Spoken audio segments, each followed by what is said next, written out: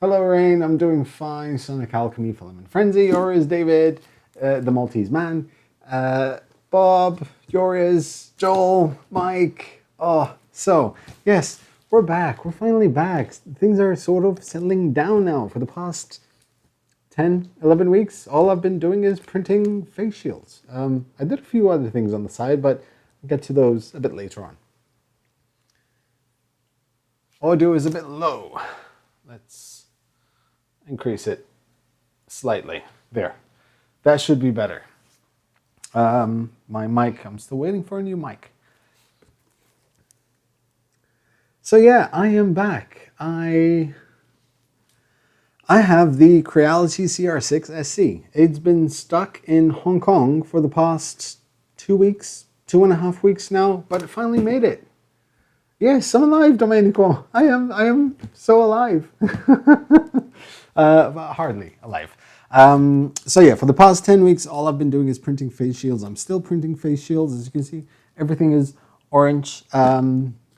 And I should be done in about a week. I've decided I'm going to give myself till the end of the week just to do the ones that I was commissioned to do, and then I'm done. I'm tired. I'm too tired to print any more face shields, and things are slowly getting back to normal. Friday, gyms are opening, which is, yes.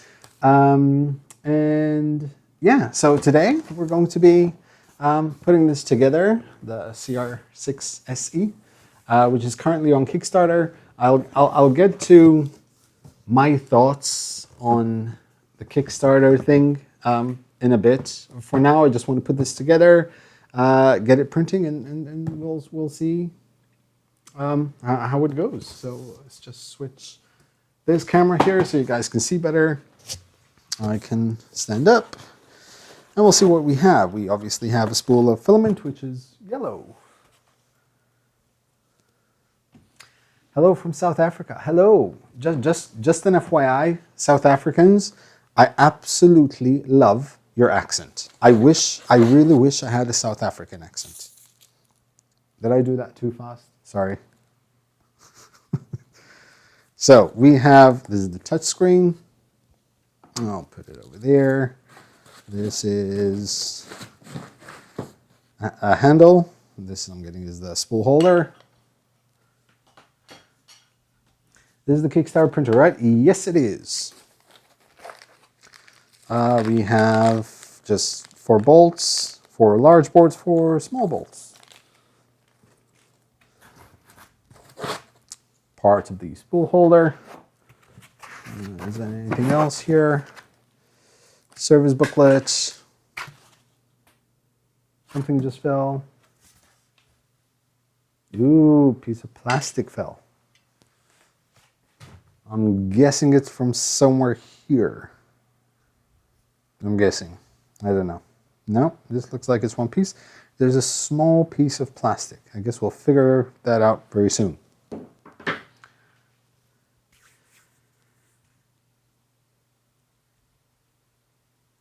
Hello from Colorado. Hello from Malta.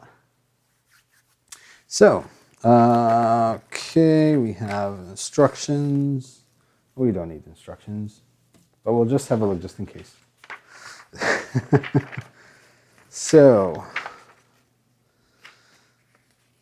install the gantry, install the frame, install the display, install the rack, install the handle. It's easier to change platforms, apparently. So, let's see. Qualified certificate. It says qualified certificate. Okay. That certificate is qualified. So let's see how we can open this without breaking anything.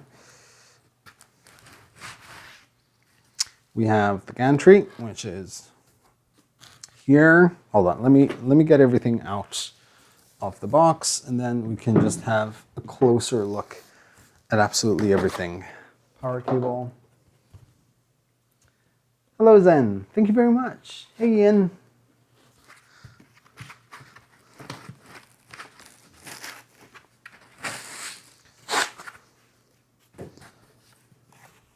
There's many more plastic pieces here. Many, many more. This looks like something that was kind of like this. I'm hoping it's just a corner somewhere. So if you put these pieces together, plus the other piece that I found, looks like a corner of something. We'll see. Is the gantry all aluminum? Yes, it is.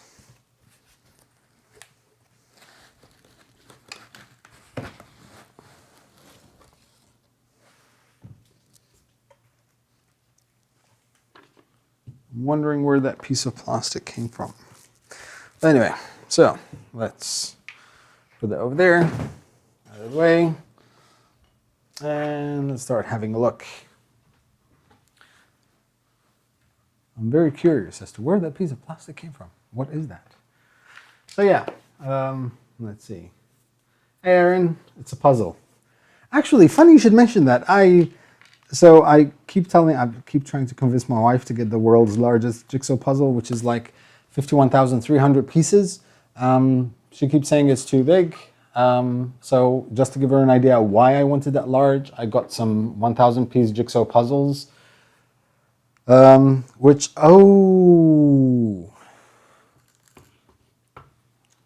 have a small problem here.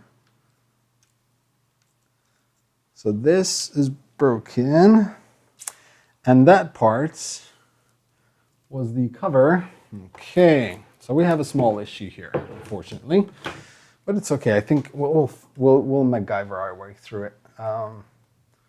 So let's do that, and we'll focus. Okay, so wait, hold on, because it's a bit too dark. Can I make it brighter? Apparently not like that. So,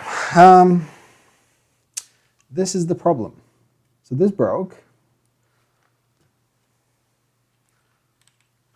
This is the belt tensioner, which is completely smashed. And these were the covers that go on top of it. So this would be here. Okay, let's, I'm going to be doing a bit of a MacGyver here. Because even if I use super glue, it's not going to last very long, at least for now.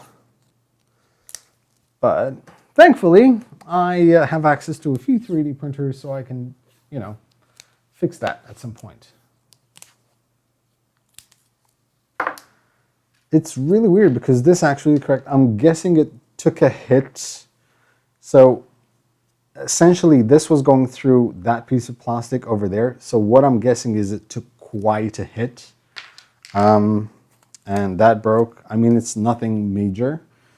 But yeah, inconvenience. So for now, we'll just do this to hold that in place. And then we'll figure out how I'm gonna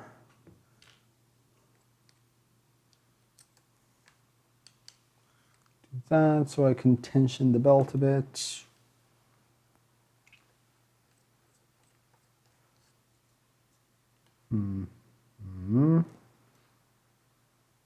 I'll figure that out. So,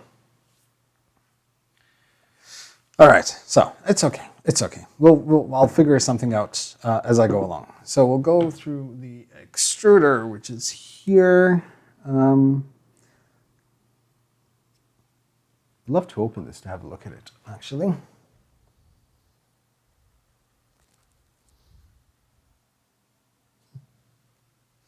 Okay, I'm just checking where the leveling sensor is, because that looks like just an LED light, but yeah. We'll see. We'll see. Let's just put it together and see how that goes. Broke it already. Yes. Without even having opened it, I broke it. So let's go to there. In the meantime, I'll think of something how to fix. So front,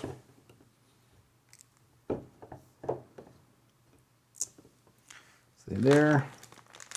You're doing MacGyver, you need to put an 80s hair and mullet. Yeah, watch me do the mullet thing. Quickly. All right, so let's just put it to the side here for a second.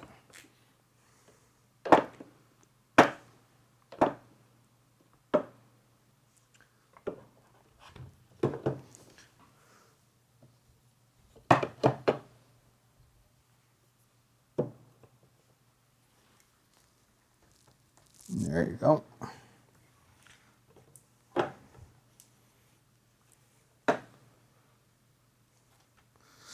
So it's basically 4 screws to attach the gantry. Hey, Sufan. Sufan?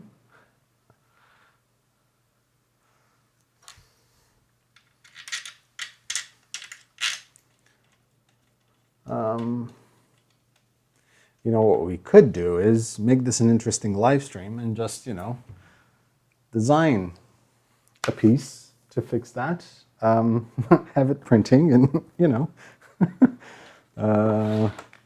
Tools, oh, I love this. I love this, this drawer with the tools.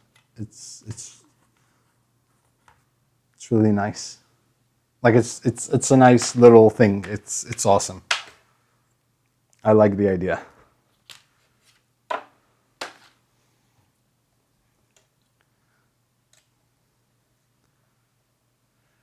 It uses strain gauge and it's located at the top of the hot end.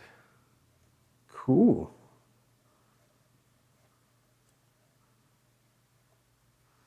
Okay.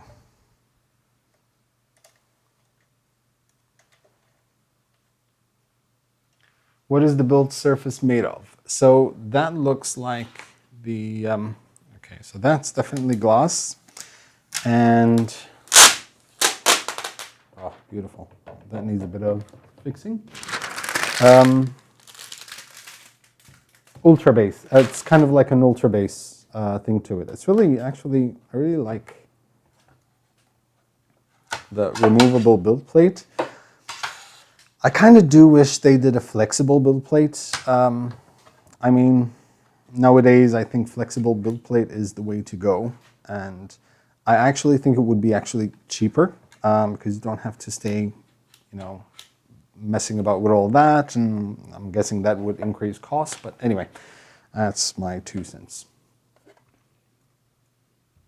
There it goes there.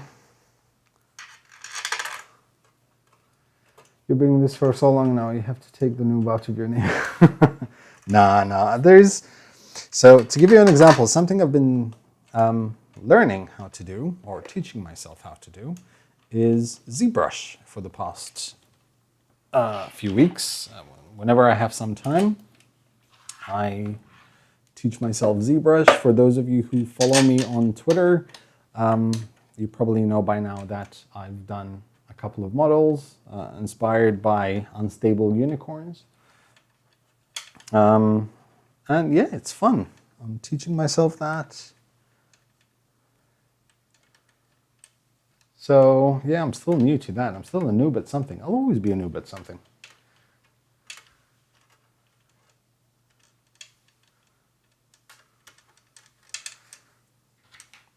Now, as to why the Kickstarter? Now, obviously, I don't know why they chose to do it as a Kickstarter, but I do kind of have my idea from a business perspective. So, from what I know, and this is obviously just, you know, things that I've heard, rumors and everything, back when they got out the Ender 3, the Ender 3 was being produced or sold at a loss. The Ender 3 was never meant to be sustained for that long. The CR-20 was meant to replace the Ender 3, but it became so popular and people bought so many of them that then they were able to increase production and buy in bulk parts, manufacture parts in bulk, that it became feasible to have the Ender 3. So I think they kind of learned something from that, and they decided that to see how this would do, in order to be able to give out the best price for it, they decided to put it on Kickstarter. It's sort of to gauge the interest of the people. And while I believe it has like a special price at the moment on Kickstarter, I believe that if a lot of people sign up for this, the price will never actually change. It will always be discounted. Hey, Aaron Brown, welcome to the Members Club. So, we installed the gantry. I'm going to install the display.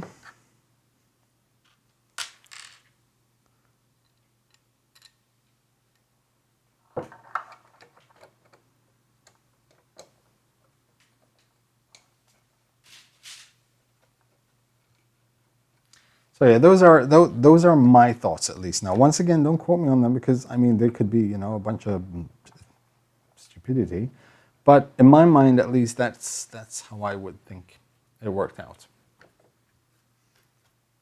and it would make sense,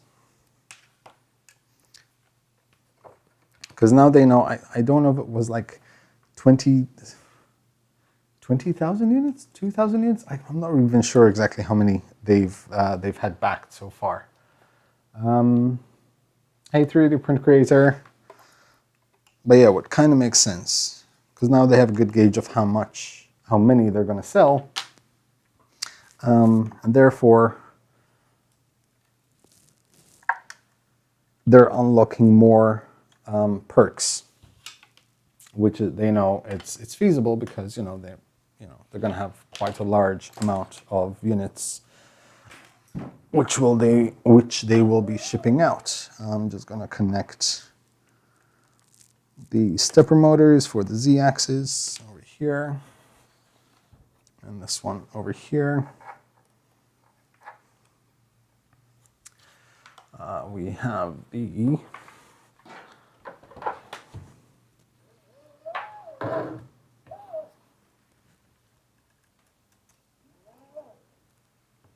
all right, okay, so that needs fixed. It's okay, we'll fix that soon. I'm just gonna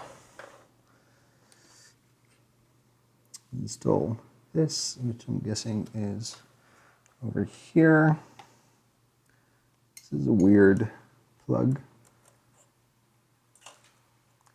So it has, I'm not sure if these are optical limit switches. This is optical, this is mechanical on the X. It's optical on the Z and mechanical on the Y as well. Can the screen change pitch? It cannot, however, no. It's, say that's about 3 millimeters of sheet metal. You could possibly put it in a vise and just, twist it a little bit. Has Creality sent you the latest firmware? No, they have not yet, Joel. The input voltage. So the input voltage from China, usually, it's 230 volts set, that's how it is, because China uses the same voltage as Malta. So next we have this thing. Wait, hold on. Let me just adjust the camera so you guys can see better. Oopsie. Whoa. There.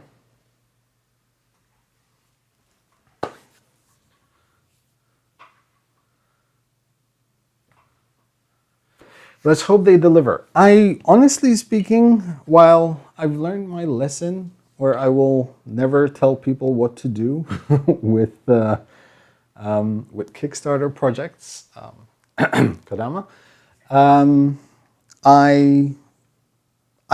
I don't foresee why they would not be able to deliver this, to be completely honest. So yeah. That's one.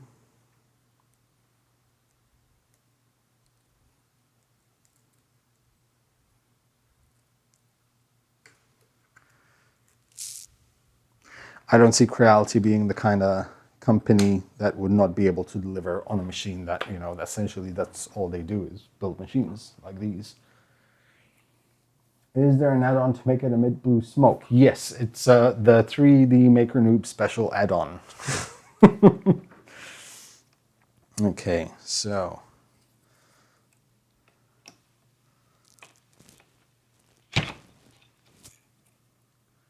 that will go in there. Needs a bit of force.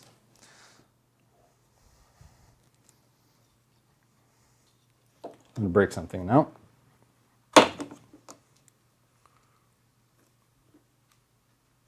Come on. You're almost there. Wait, I need my hammer. Where's my hammer? Here's my hammer.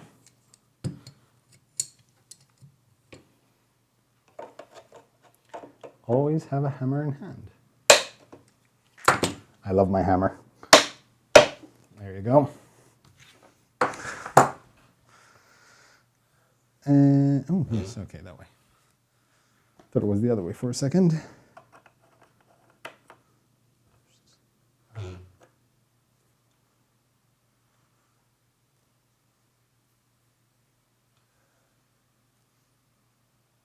No. Did I do it right?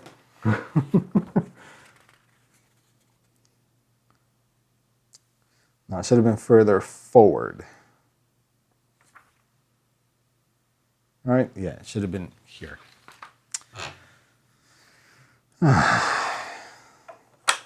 It's fine, it'll work for now.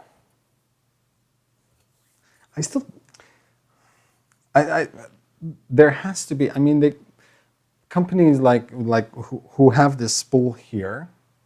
This is awesome, by the way, absolutely awesome. I love it. But people who have the spool here should essentially do a small guide here for the filament because it always eats up, you know, the side there. How rigid does it feel? Actually, it feels extremely rigid. My table, not so much. That's my table. But as a machine, it actually, okay, so first impressions of the machine, it looks extremely solid, to be honest. This looks like 40 by 20. I think actually it's more of a custom extrusion because it has like that's actually 60 by 20. And underneath there's a 20 by 40, if I'm seeing correctly here. I might, because it's like a frame on top of a frame. So that is 60 by 20, and that's 20 by 40. So yeah, it's kind of like a double rail on top of each other. Sheet metal, injection molded parts. The frame is really nice and clean, really, really clean. That's just plastic for the tool tray.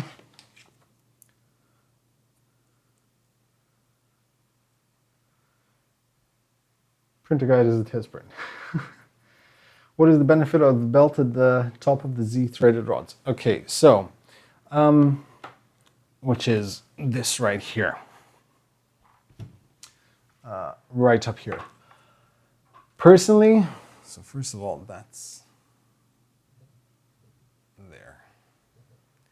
So personally, I don't really like belts up here because you're kind of like restricting, like even when they put bearings here to restrict the Z-axis rods, I really don't like that because you have more of a chance for Z banding. In fact, like these, I'm going to call them nuts that, you know, the Z-axis holds on for the Z-axis lead screws.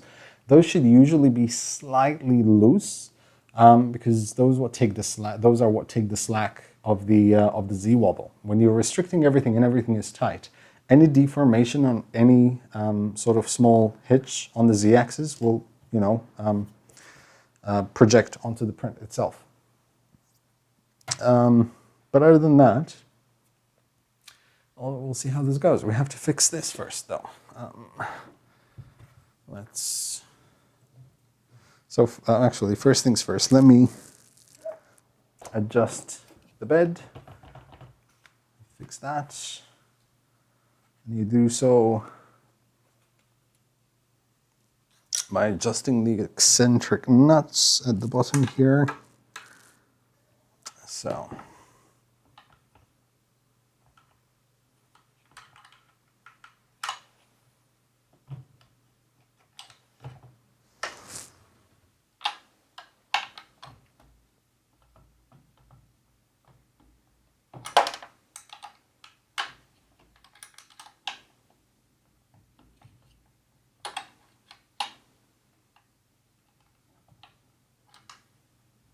Okay, that's one.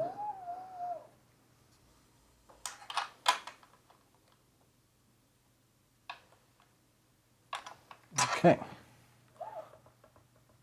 A little bit more.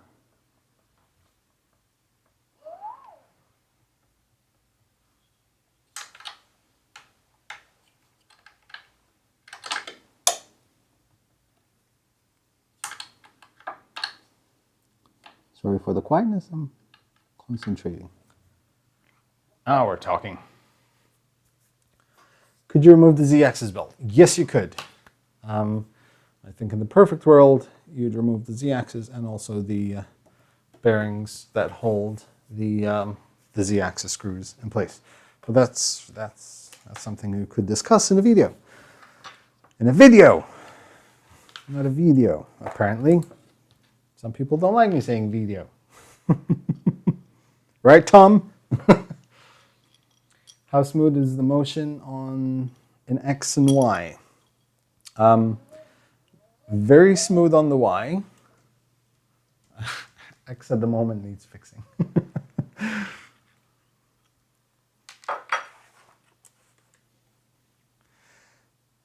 I like the fact that this is my first live stream in like, what, 5-6 months? And I have to deal with issues.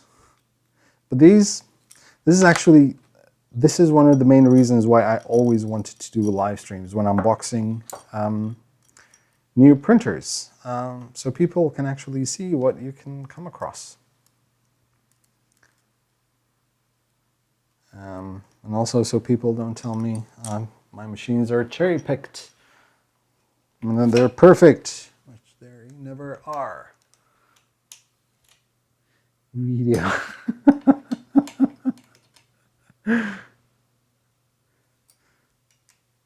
Yeah, X, I mean, technically X is as smooth as it could possibly get. Okay, so we have a handle which is so not in the middle. I'm going to have to fix that because OCD.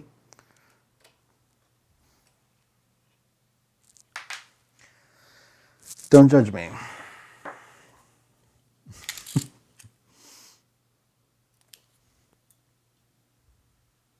That's 9.5. That's 9.5. So for anyone who's wondering, if you want the belt, if you want the handle exactly in the center, it's 9.5 centimeters space on each side of the frame. Just saying.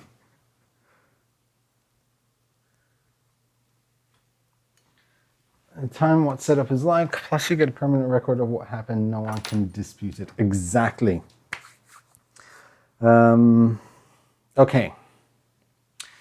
This. How can we do to? Okay, so I'm gonna.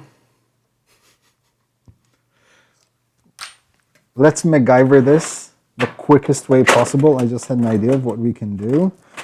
I just need 2 Allen keys, which are the same size. I'll show you exactly what I'm going to be doing. Just for now. This is temporary, of course.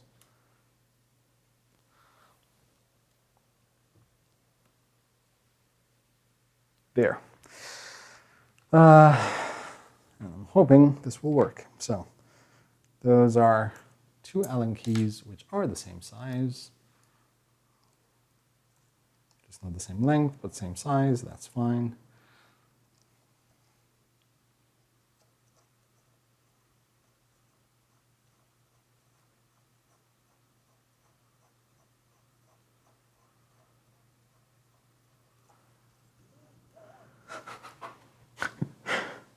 Yes, I just used. It's actually not bad. Just holding that in place. That's tensioned enough.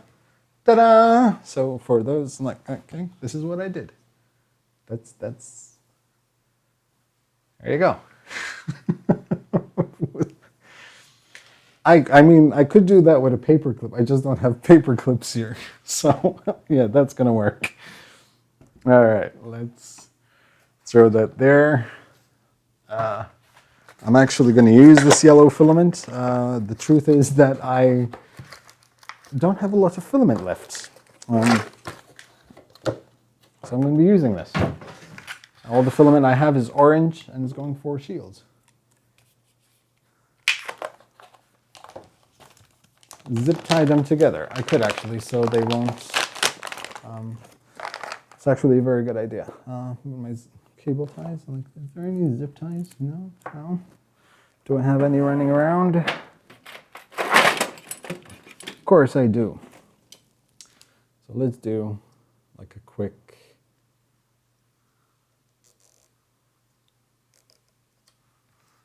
slowly on that one.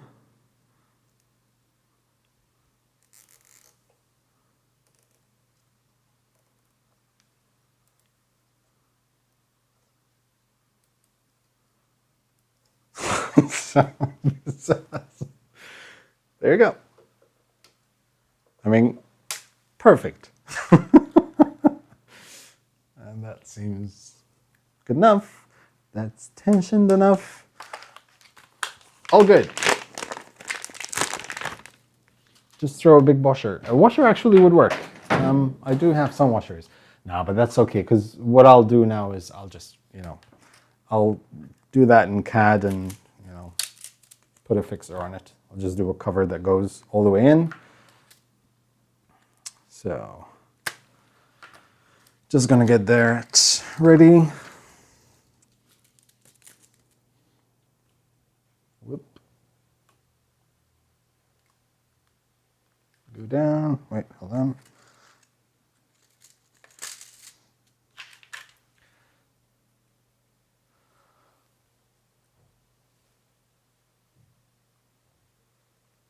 D. There. Okay.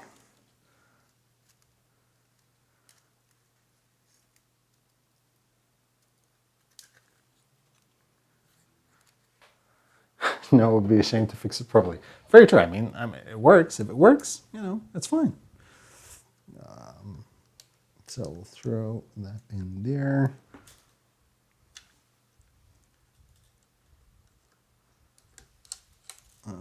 Angles.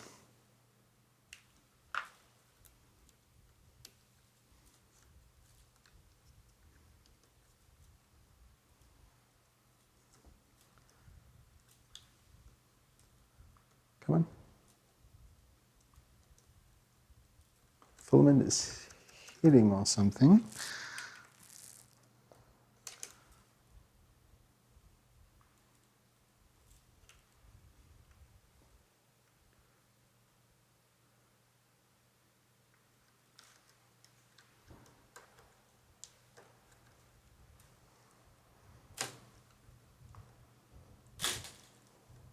Why can't I? Ah, there you go. That's why. Let's leave it there for now. And let's switch it on. Let's see what happens. That's not it. That's the one.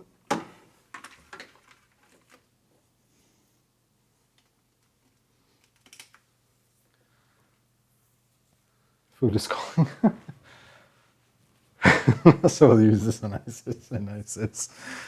Okay, 3, 2, 1. Okay. There's a light. It's on.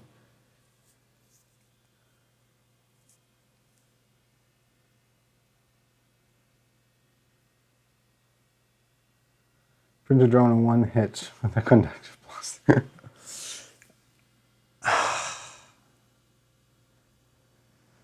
Okay, so first I'm going to check if it's here. I just need to change it to English. Doesn't say, so I'm guessing it's settings. There you go, that was easy. So, back. There, now it's in English. Sorry, it was in Chinese, you didn't see.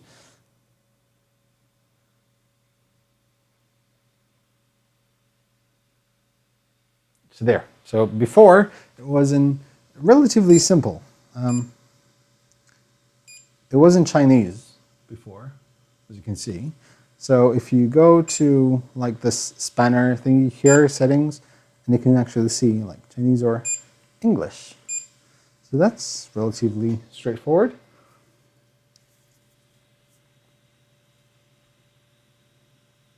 Any tune when starting like CR-6? No, it does not. I have to say the tone, not too annoying. It feels a step above the CR-X or CR-10S Pro beep. All right, so let us pray or play. Bed leveling. So we're going to level. I'm going to hit that.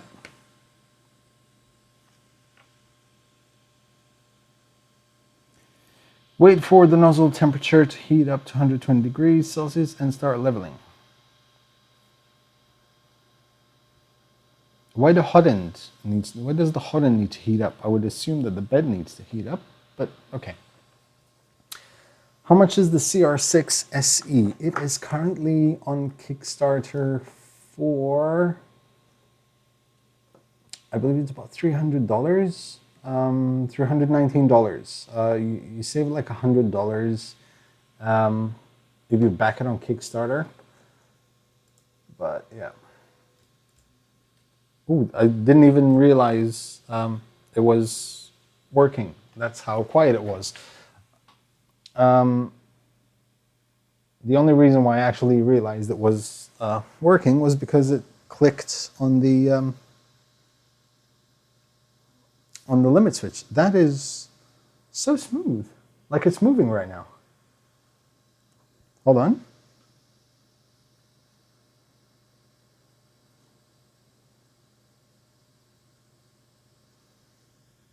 It's coming. It's getting there.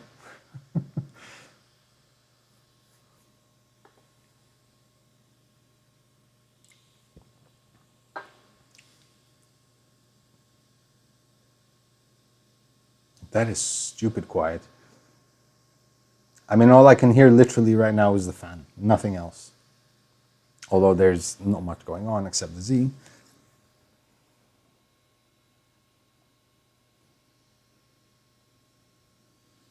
Okay.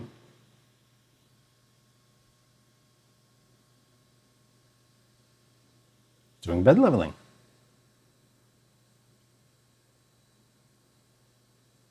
Can I just say I'm really proud of it? Wait, hold on. Wait. That. Go away. There. Can I just say I'm really proud of this? I might actually leave it just like that, just because. What is the loudest fan? The only fan I'm hearing right now, I don't know if these are on. Center one is working, the one for the hot end.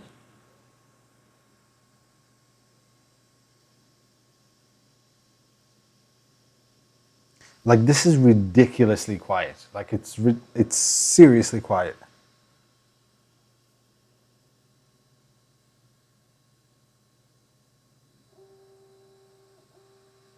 There's a bit of noise now. That's it. Like, that was it.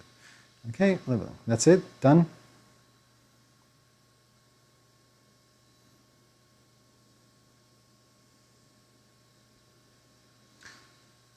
Okay.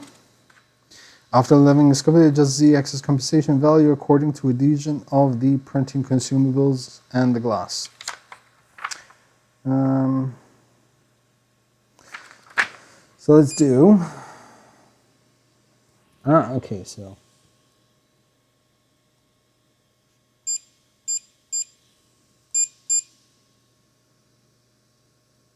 We'll see.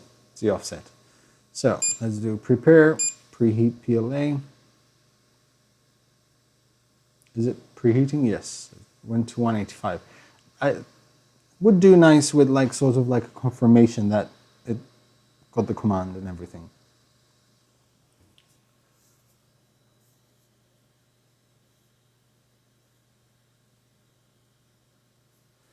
TMC 2208 will make some noise in diagonal moves. I believe they will also, I think they unlocked the perk for 2209 drivers. I'm not sure. It's not leveling the right way. Yeah, it kind of threw me off there doing back to front and back to front, not left to right.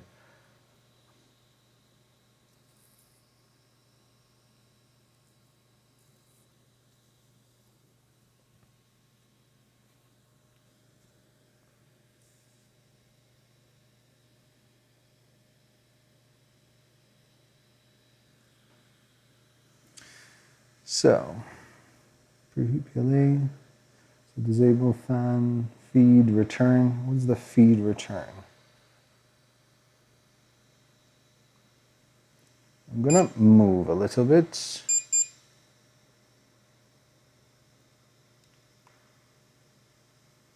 Okay. I'm gonna go back to bed. PLA is preheated. I'm gonna feed. All right, you have to filament loading.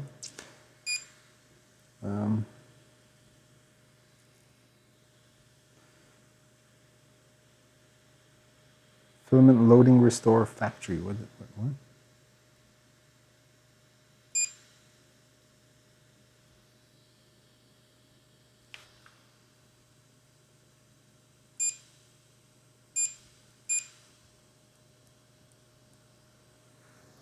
Trying to see if I have missed anything. Nope.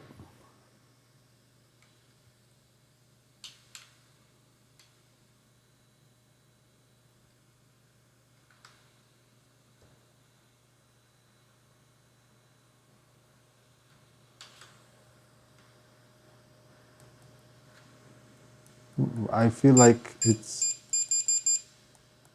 stuck. Hold on. That didn't sound good. How does this screen compare to the one in the Prusa Mini, resolution-wise? I'm going to be completely honest. Looking at it from the side here. Let me see, control. Okay, that's back. Prepare. Let's do it manually for now. 8-bit board with 2208. I believe it's a 32-bit board. I'm not entirely sure, but I think it's a 32-bit board.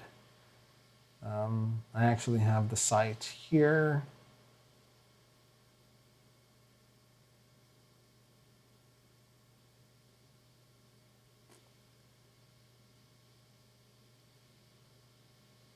Just gonna check.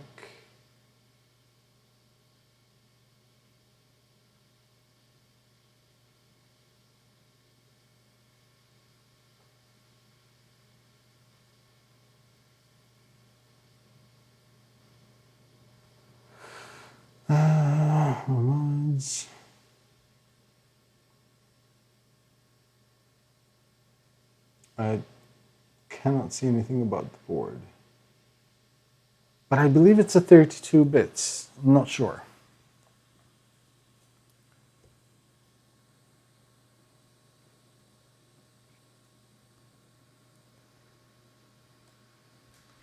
Just feeding manually.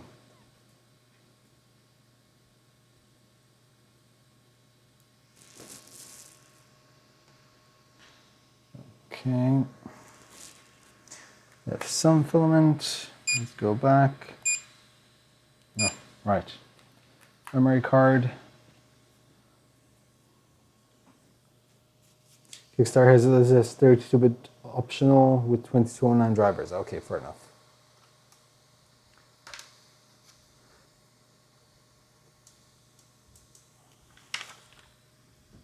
Also, full SD card. Yay! Huh?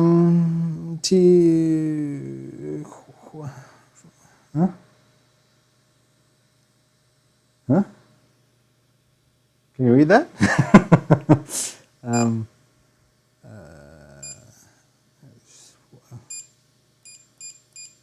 I don't know what these are.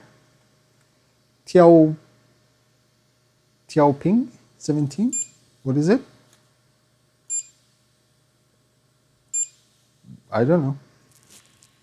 We'll print it and then we'll see.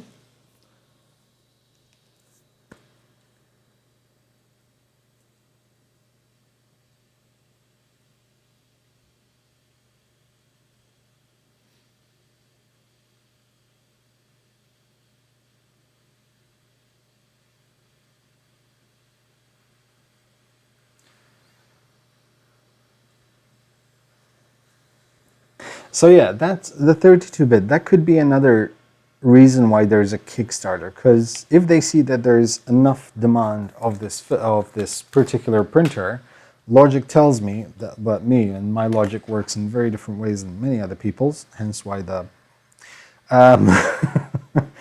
but if there's enough demand, then they can say that, you know, okay, it's worth actually getting just the 32-bit board straight away because, you know, well, like we can afford it now. Or we can afford to have it with a 32-bit board because there was a large demand for it. So we can order in large amounts, which will cost us much less. Therefore, come on. All right, that doesn't make any sense. There, that should be, I think that goes there. There?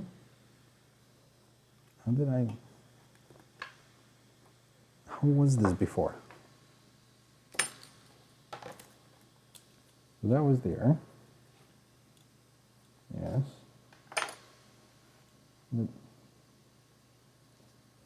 I have no idea how this was. All right, we can throw this in here. There. So it's heating up. Bed is already at 60. A few years ago, I watched you just talk about the internet. It was fun in the beginning, but then it starts constantly bring, so I stopped. Now I'm seeing this printer and I feel that's the time. Oh, from 3 years ago, yeah, 3D printers have gone leaps and bounds. So now the power supply fan has just kicked in. It could either be the power supply fan or the motherboard, the main board fan.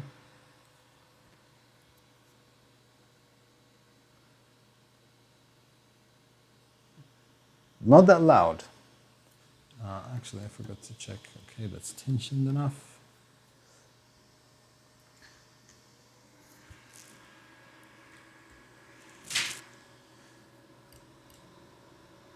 So I might need to adjust on tune. Printing temp, printing speed, bed temp, Z offset. Okay, I can adjust from here. Hoppa. See?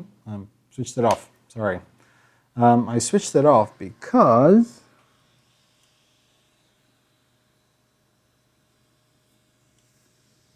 the nozzle didn't kick in to adjust the home, basically.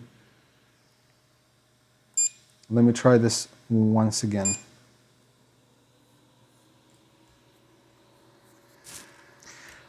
So Joel mentioned that they've updated the firmware already, and I'm guessing, yeah, that they definitely need to do some fixes on the firmware.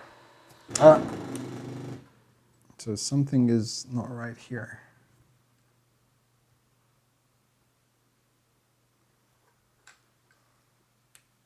So now all of a sudden the hot end is not picking up the bed heights or the bed leveling sensor. And just check something quickly while we're here.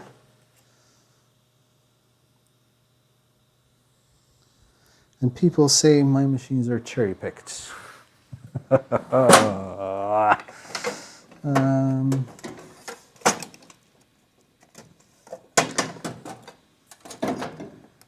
It figures.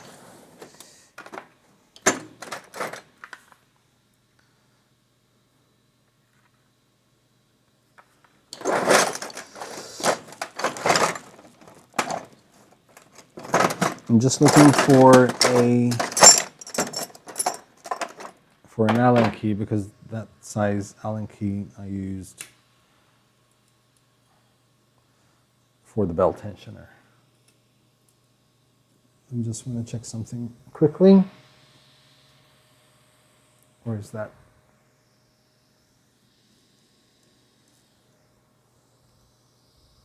Yeah.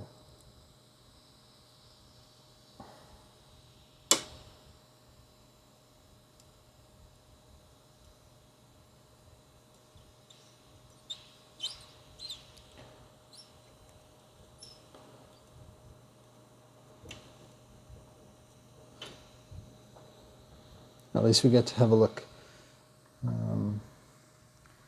See what's happening here.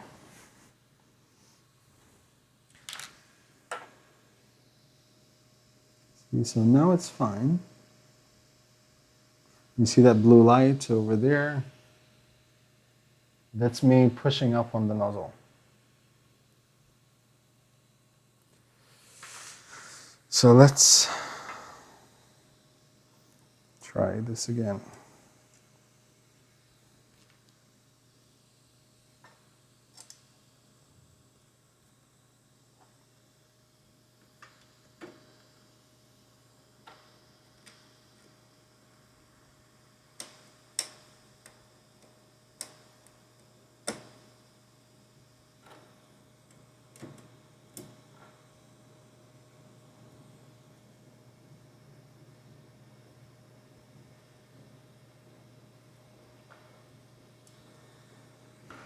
That's one.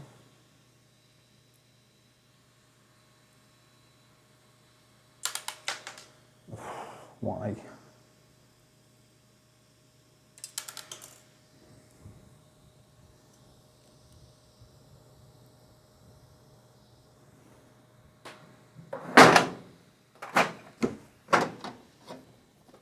I have, yes I do. Ooh. There it is.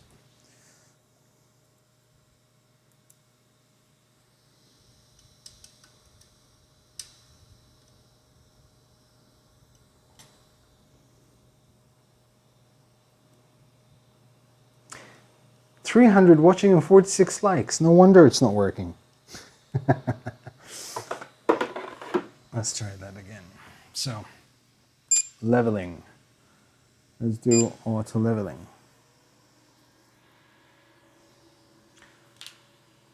In the meantime, I'm just going to check. Okay, that should be fine.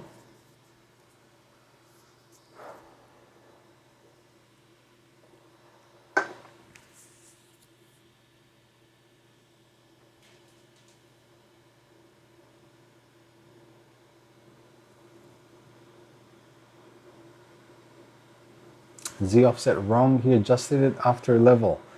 No, it doesn't make any difference, because the problem at the moment is that as it homed, it did not trigger the sensor of the height. So let me just check if the light goes on, that blue light.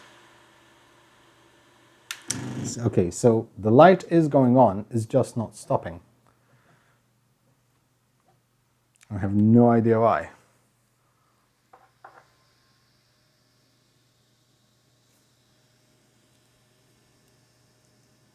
That's fine.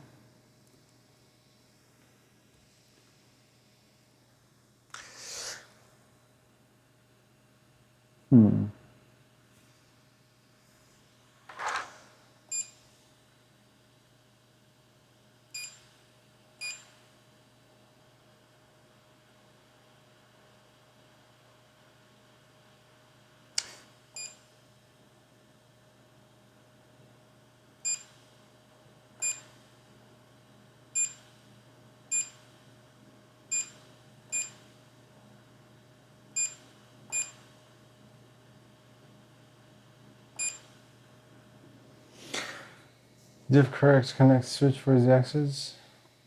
Do you have correct connect switch for the Z-axis? There's no switch. All right. But wait, yes, it is. Okay, hold on. So the optical switch is, wait, that's, actually you just got me thinking about that now. Hold on.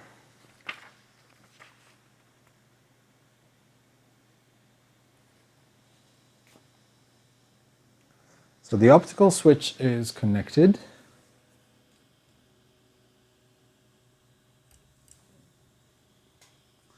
Let me check, maybe, just maybe.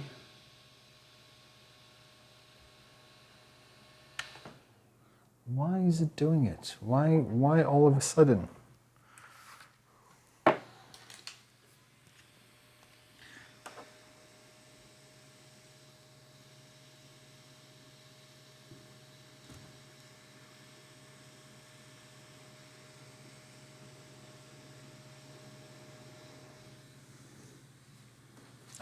Boggles the mind.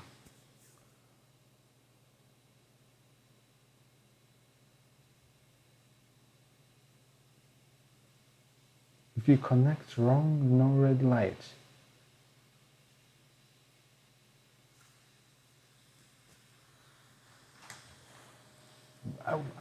If you connect wrong, no red light. I have no idea what you're referring to. It was working before, it just stopped now.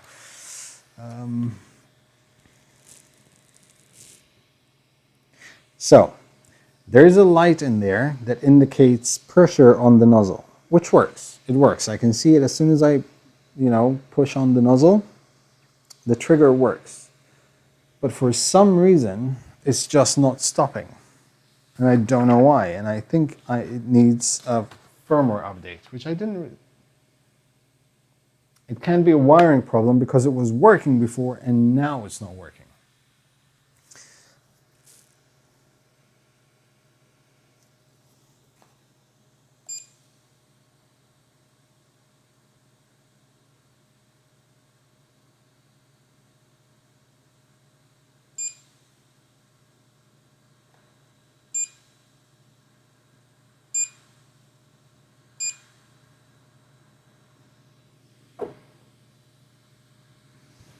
Let me preheat something. Let me preheat the PLA. Let's see.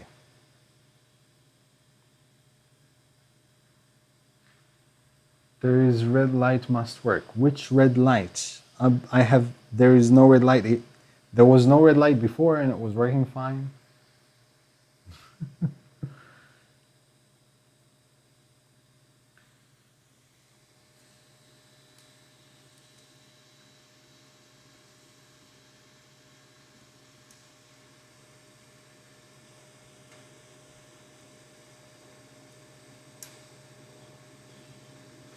Let's try this again.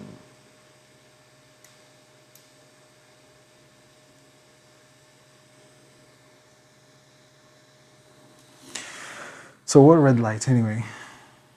There's no red light. I don't see any red lights.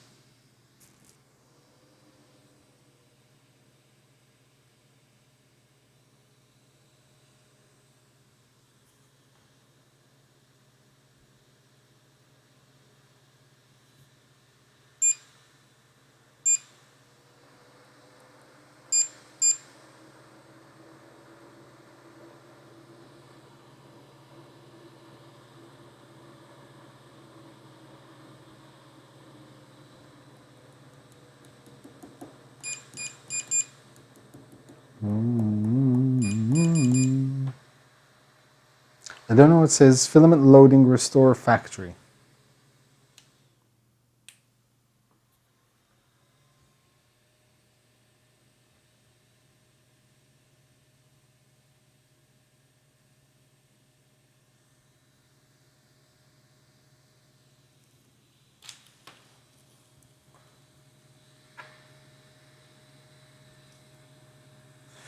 There's no...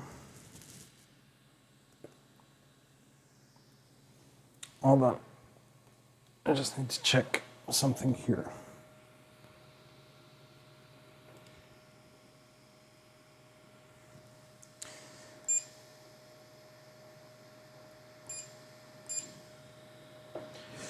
Hold on, so you guys can see as well.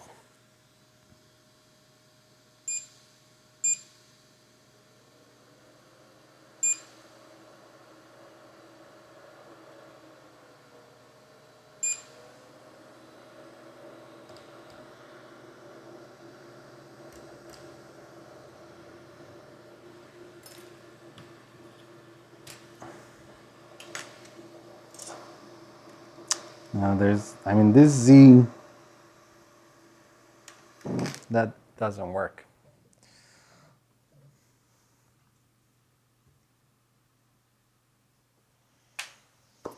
Okay, so I guess that,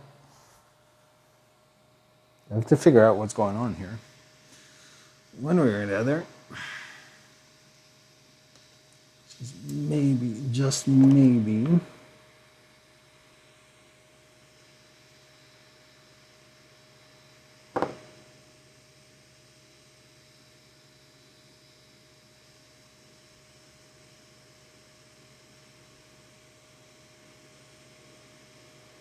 That's plus, that's minus, that should be fine.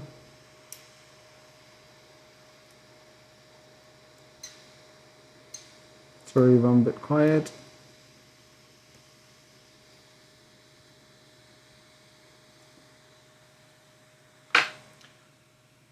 Try flicking the end stop wire. Flipping. I actually just checked because it does say plus and minus on the sides. Well, let's try flipping it. The thing is, you can't even flip it because one of the pins over here is actually larger than the others, so it can only go in one way. There's no other way for it.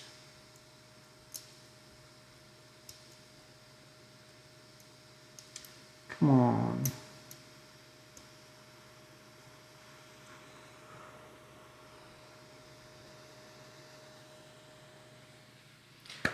Orange connector. What orange connector? There are no orange connectors.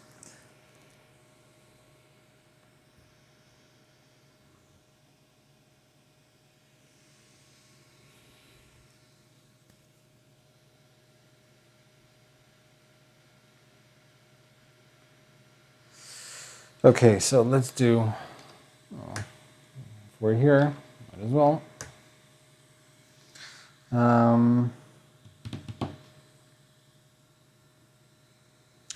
Let's check the board.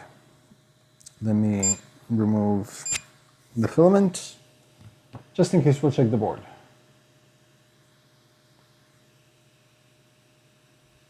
Joe wants to mail the firmware. Want me to email firmware? Yes, please. Let's try.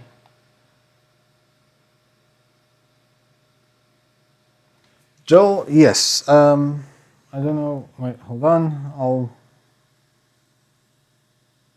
send you my email address. Or you can just send it to 3dmakernoob@gmail.com.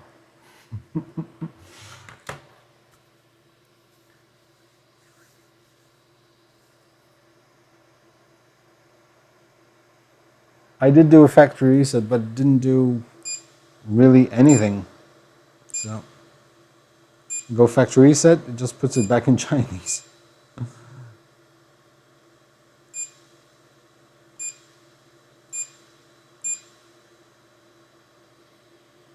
So let's do the firmware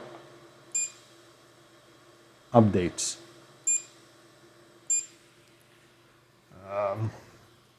Let me check.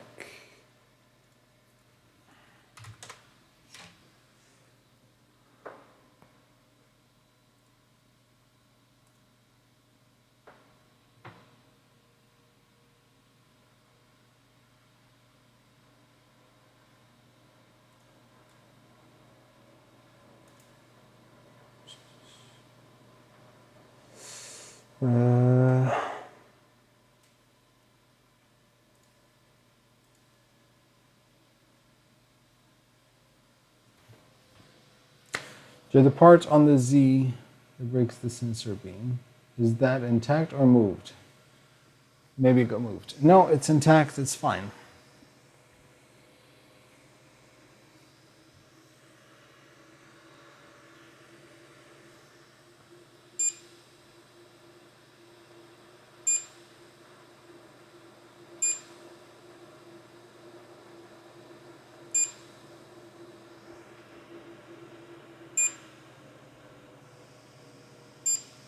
That's 0. Okay.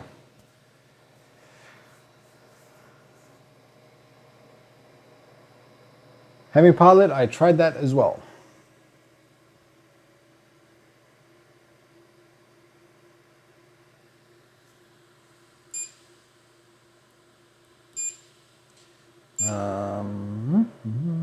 Let me do this. Hold on. Hold on.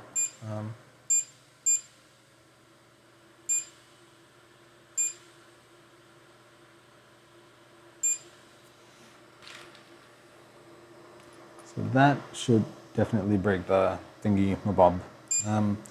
Let's do the home. Let me see if it does it.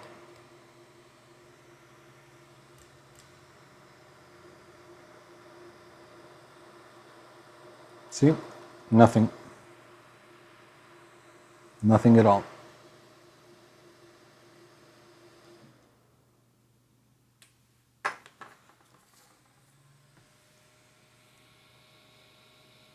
Feels more like this is not triggering at all now.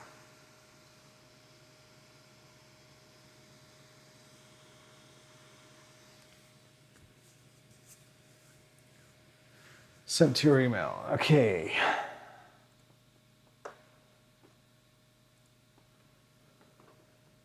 So if that's for the Ziggurat inserted behind the touch screen. You take the back off, and there is micro SD card reader on the circuit board. Okay, so let's do a firmware update. Let's.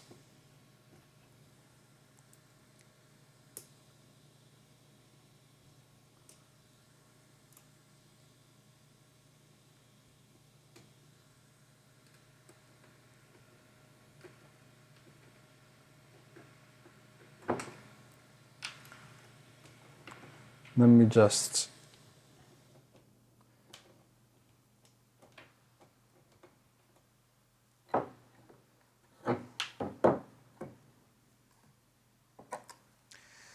So, we're just gonna take off the back here. Well, it's quite a hassle to actually update the firmware.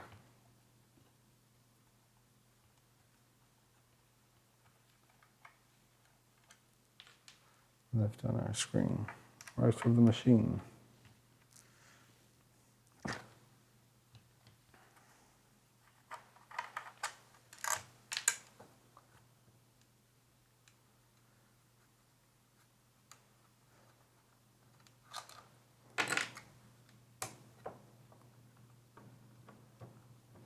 What did I miss? Pretty much everything. All right, so there is a micro SD down here. Yes, I have a micro SD over here. It's 32 gigs though. I don't know if it'll work. Let's see.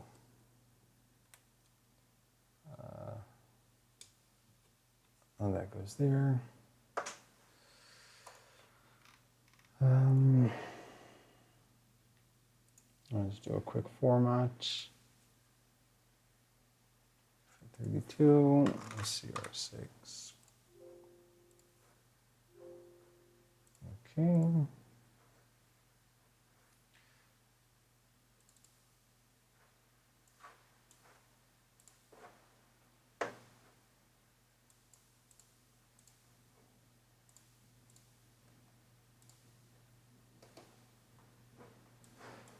Right.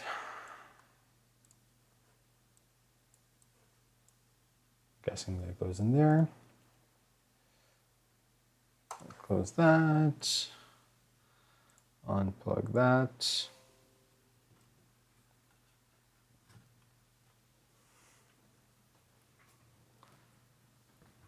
All right, so let's try this again.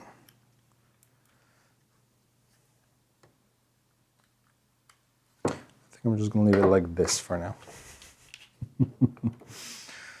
My life. Throw it out the window. No, I have the AC on. If I open the window, I'll let all the cool air out. It's not worth it.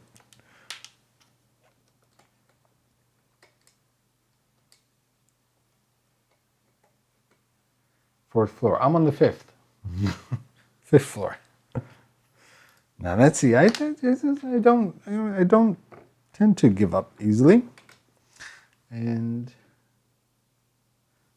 so I just threw in an SD card with the newer firmware.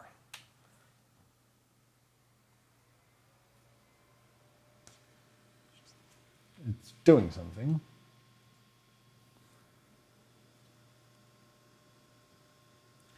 SD card process end. Like, that's it. That is all. Did I just switch it off now?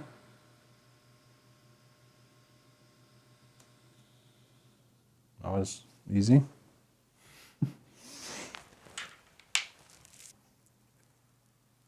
Why didn't I just...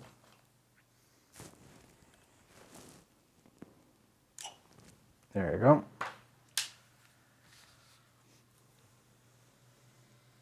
Let me try something to see if it updated. Because there was one spot, Preheat Pla, where it was freezing, and that was when it was feeding.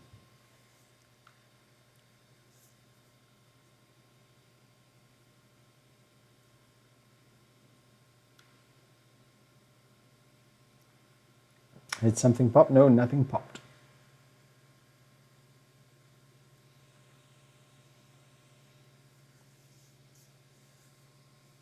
This is my welcome back special stream, where it can't go easy. It just cannot.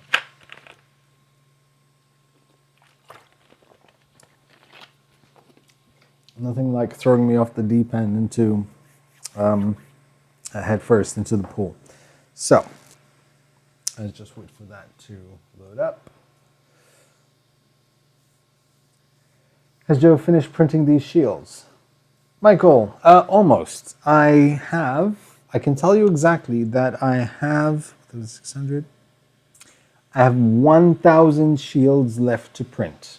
Exactly 1,000. Because I donated 600, I think it was Wednesday, and I have another 1,000 ready now to deliver tomorrow, and then I have another 1,000 to deliver as soon as I finish them. So that's it. I'm done.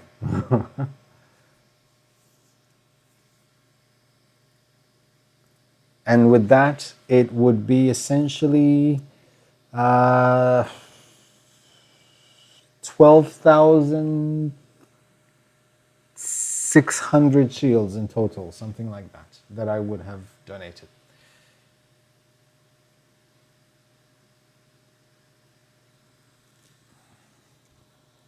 Okay, so let me do feed. Let me try.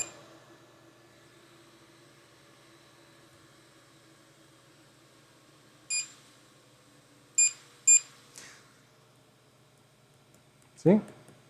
Again.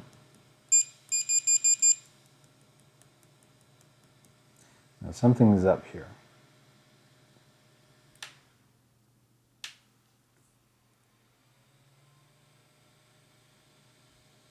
I don't know if that updated the firmware, to be completely honest.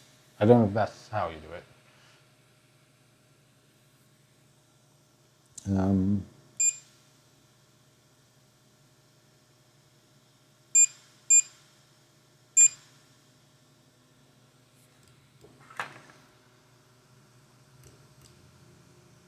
going to try once more. No, nothing here.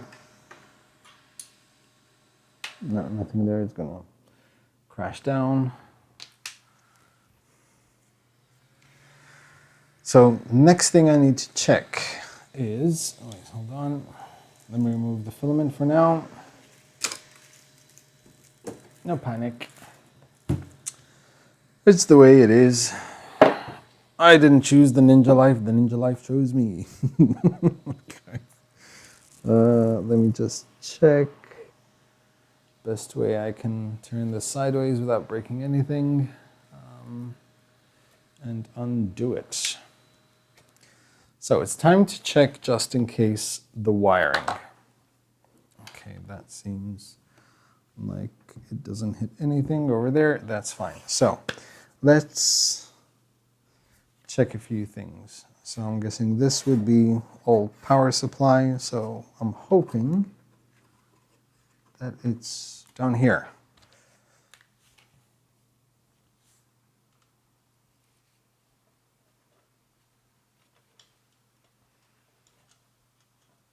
I'm hoping.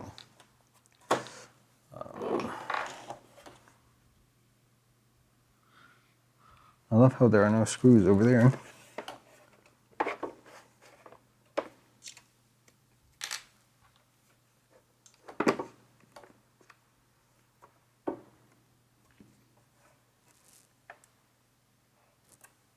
That's fun. Okay.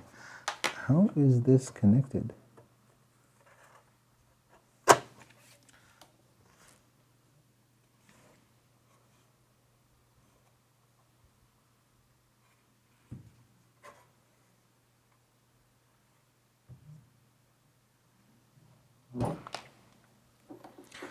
Interesting.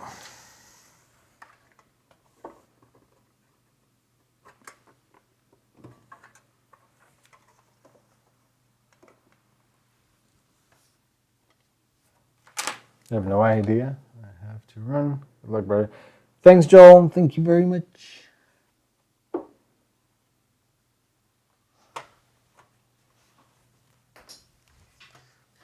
How is that even connected?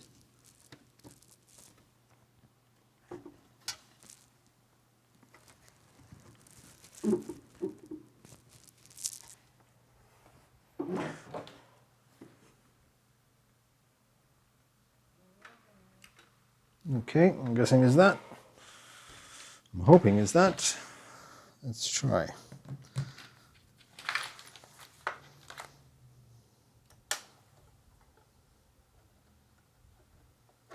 Yep, that was the one. Okay.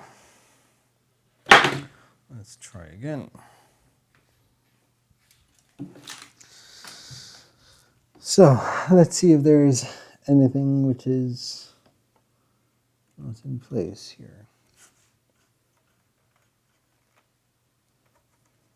Let's see particularly. You guys can see. No, you cannot see. Of course you can't see because there.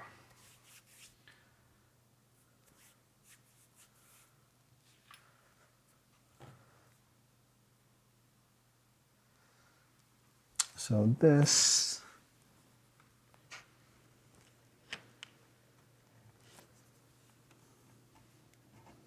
come on, where is it? I'm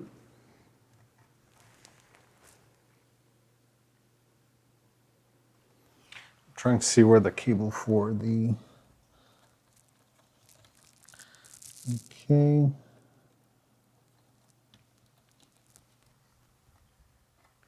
That seemed a bit loose.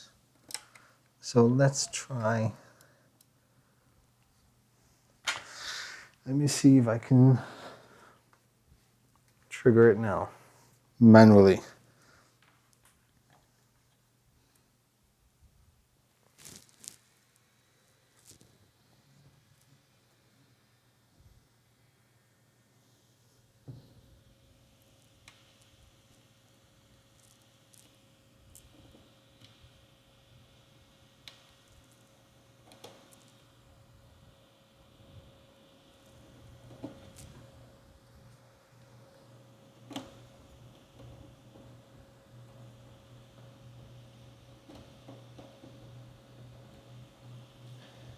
Doesn't seem so. The plug for the optical switch seems a bit funny.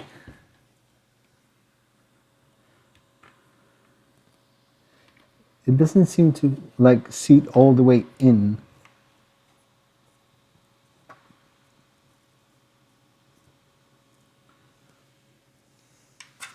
So let me try this quickly.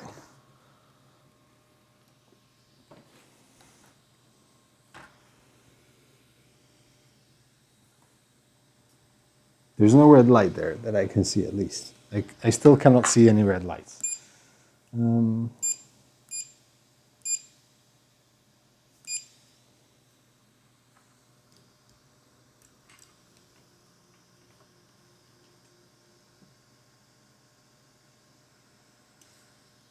no, still nothing.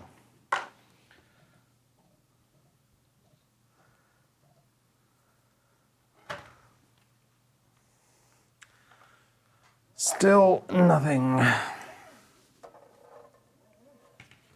By the way.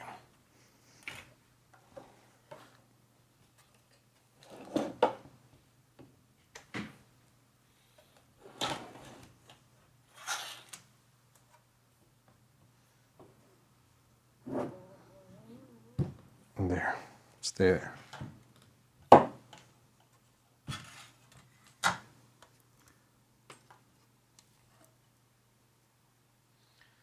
Please have a firmware with FAT34 on this card, just by Joel. That's what I did, Vincent.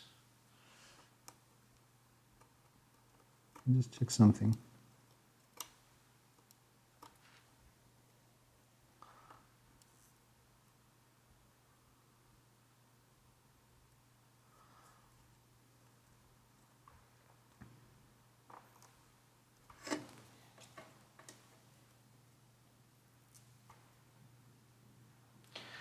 Is the actual sensor hardwired at the sensor end, or is another connector on both sides?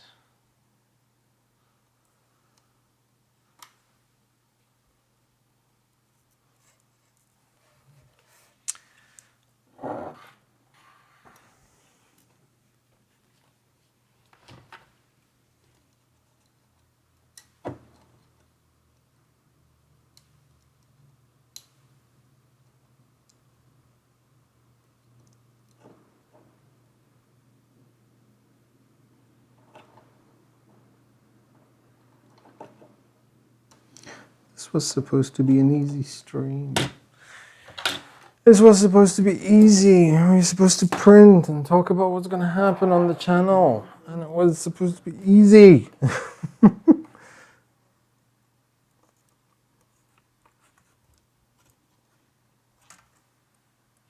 Wait, hold on. Let me just remove this for now. I can do without the fan. It's like 19 degrees Celsius in here. Ooh. Ooh. Ooh. Hold on. Hold on. Hold on.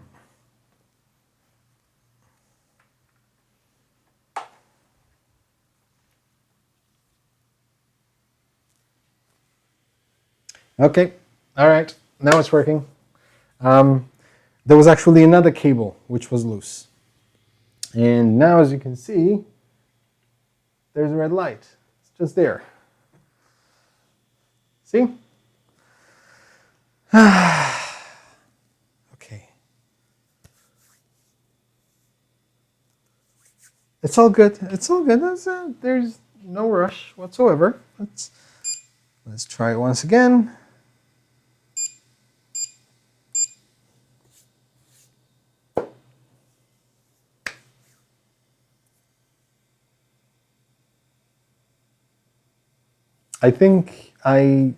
So here's the thing. I'm gonna give the benefit of the doubt here to the fact that it seems like it was mistreated by the courier.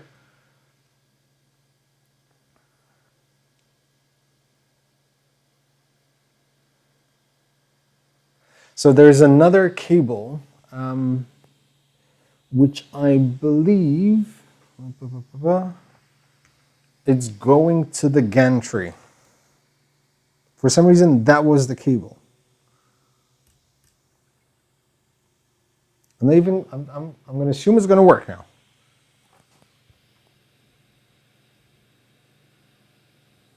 Please work. No, why? It was working. See, the red light went off again. So something is playing. That cable, that.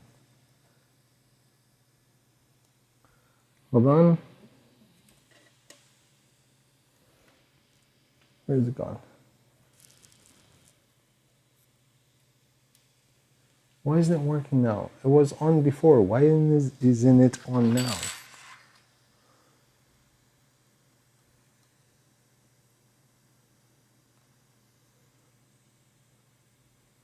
It was on, and now it's off.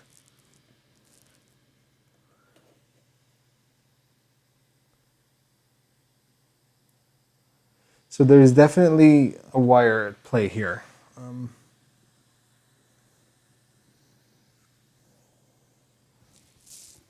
Definitely a cable or... Come on, where did you go? You were working. Why aren't you working now?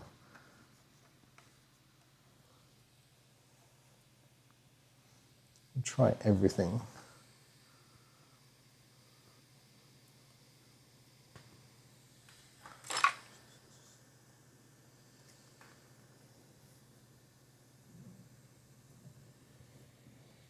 Can someone confirm the red light should be on if there's if the sensor is open or closed?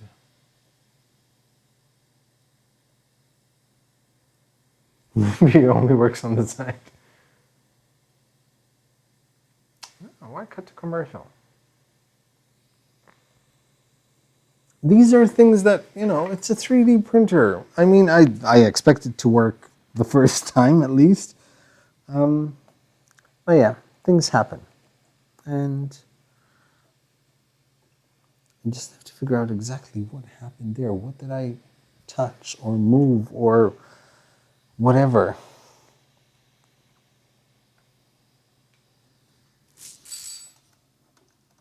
Hold on. So you guys can have a better view of me.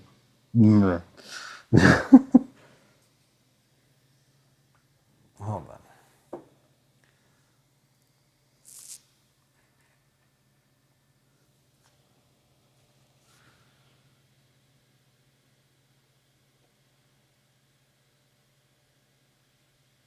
Using the touch screen.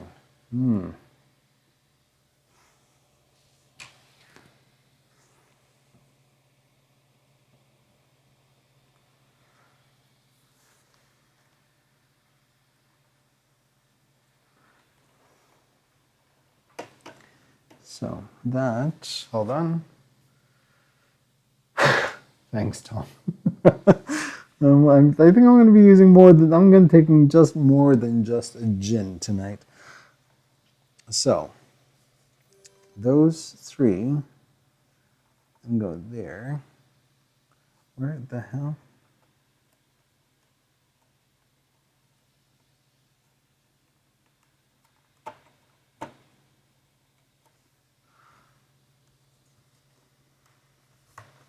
Those three cables go through there.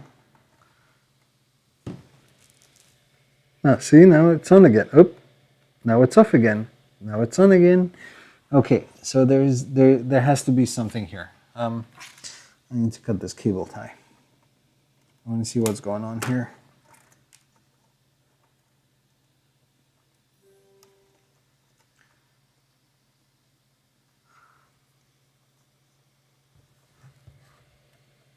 So now they're on.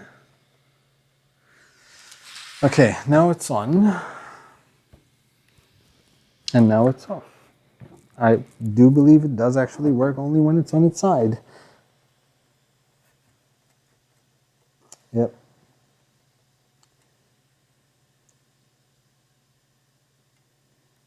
So the problem is definitely the wiring.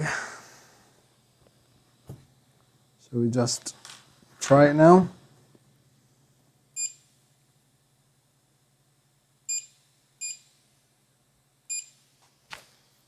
Let's try.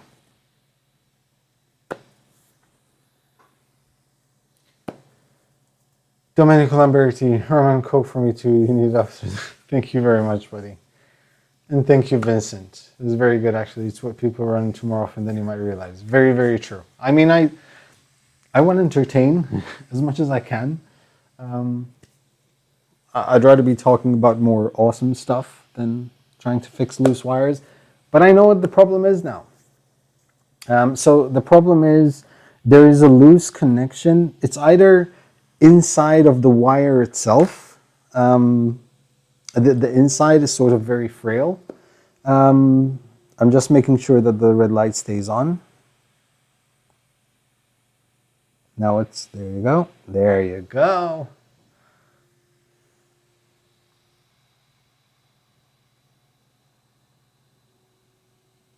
Now it's doing the bed leveling.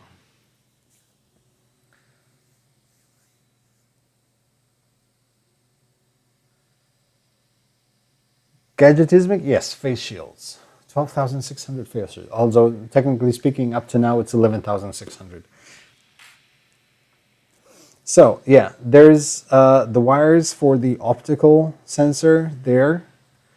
First off, I want to kind of say I don't know why there's an optical sensor and this, like the thingy mabob in the nozzle there for the bed leveling. I mean, in my mind, it should be one or the other, but anyway. The wire might be either frail or there's a loose connection. It's one or the other or both.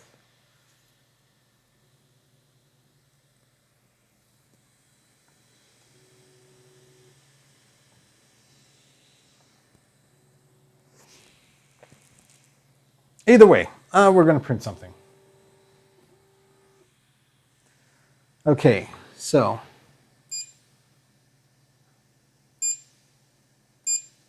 move. Let me just make sure it's still working. Yes, it is. And now I'm just going to throw in some filament once again. Never give up, never surrender.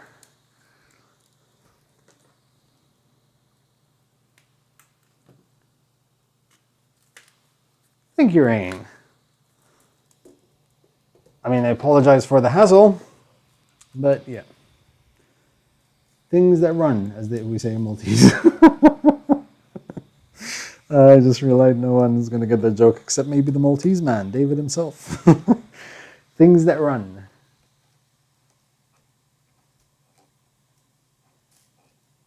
Michael, thank you very much. I actually do have something for Patreons coming up very soon. As soon as this starts printing, then we can get to talking. So, but thank you very much, Michael. Really, really appreciate it.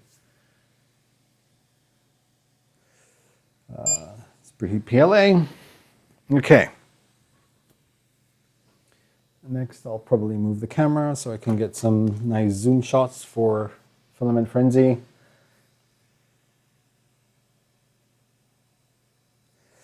The cooling fan for the main. So the cooling fan for the main board. I'm scared of actually moving it now.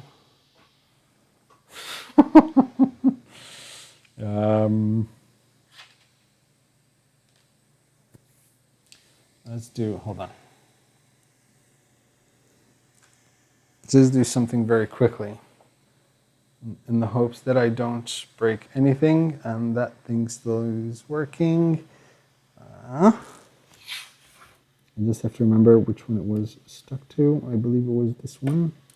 Yes, it was. I believe it was there. Yes. Okay. There. Perfect. That's still switched on. So go back, we'll go to print, we'll choose whatever that thing is and start printing. Ooh, it went off for a second. The red light, that is. In the meantime, let me just move.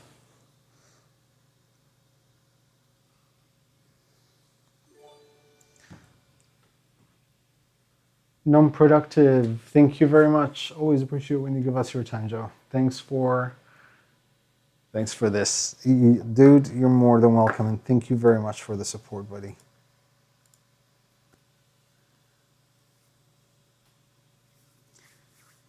I've got one machine coming. I have to see the troubleshooting. It went off again. Please, come on. Let's go back on. Please, please, please, please. Hold on, I need to stop it. Because it went off again.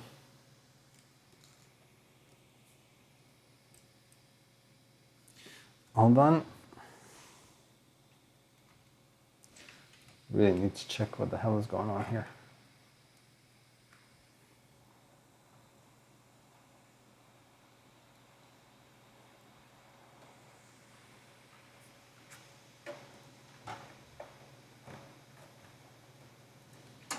Where did I plug in the fan?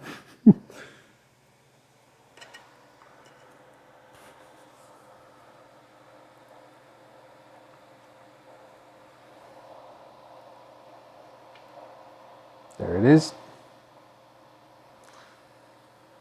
It's off again.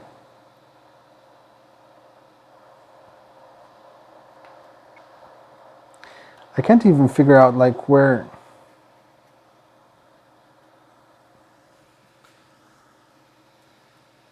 Because it's not this connector, and it doesn't seem to be this connector. It just seems to be somewhere in between. It's back on. Stay.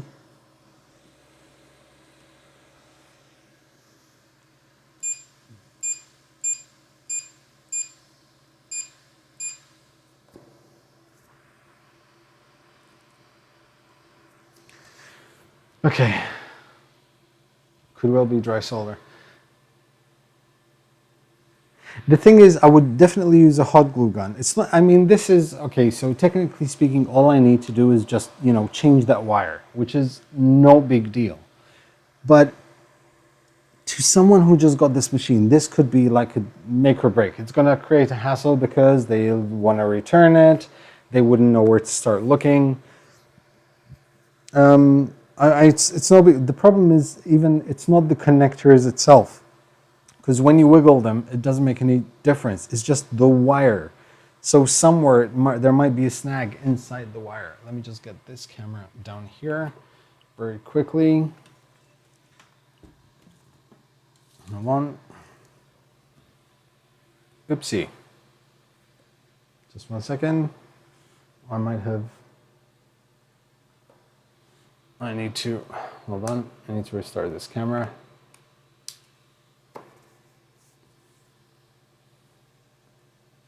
Nope, still nothing. Okay.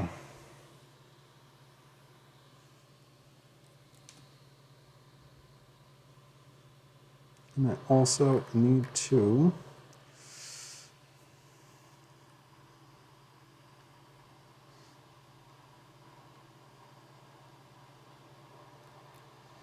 adjust the exposure. Hold on.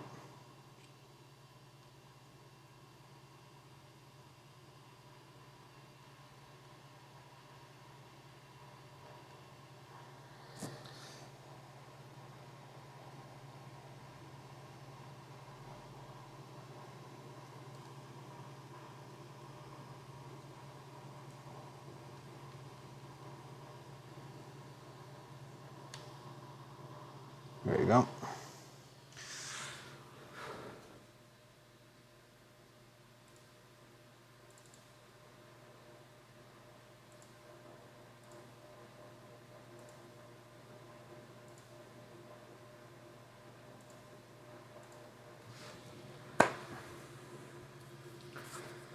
So that's heating up. Okay. Just a second. Because now the camera is this side. Yeah, tonight is just not the night for me. But it's all right. Let me just add it again.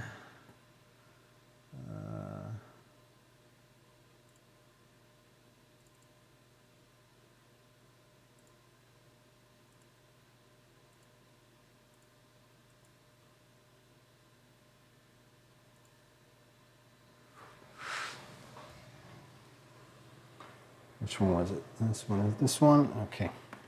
There you go.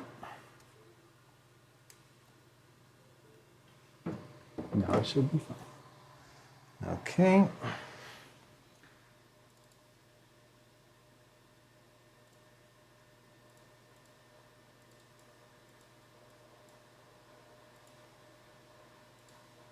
Still nothing? Nope. Okay.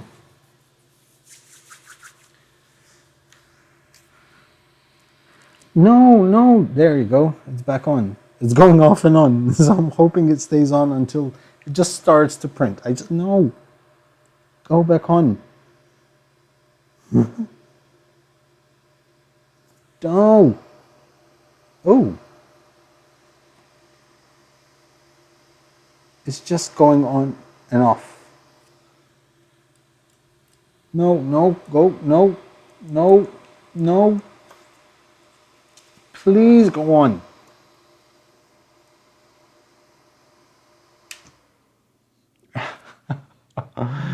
Oh, this is killing me. Absolutely killing me.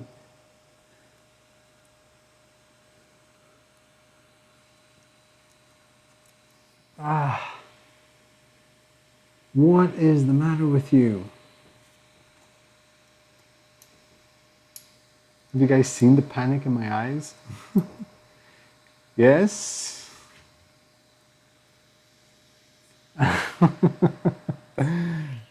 Thank you. Say hi. Hi.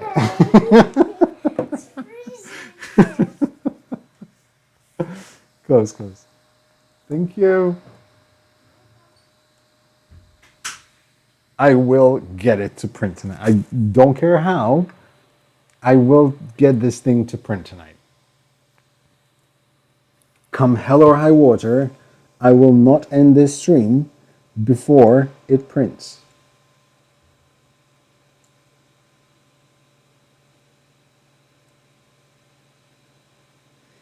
Even if I have to hardwire, I'll solder the wires if I have to. I don't care. Just have to figure out where the issue is. Because now, nothing. Now it just doesn't want to light up.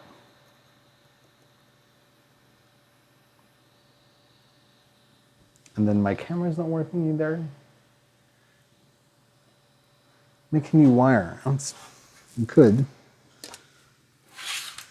My life, my life, my life. Why did it work now so easily? Okay, so now it didn't.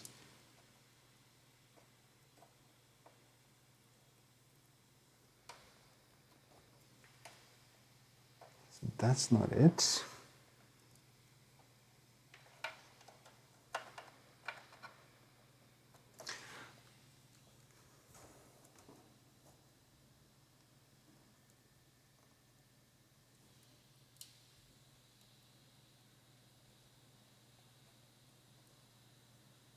I will get it to print. I don't care how, but I will get it to print. Joe, do you know about the leveling module on top of the hot end?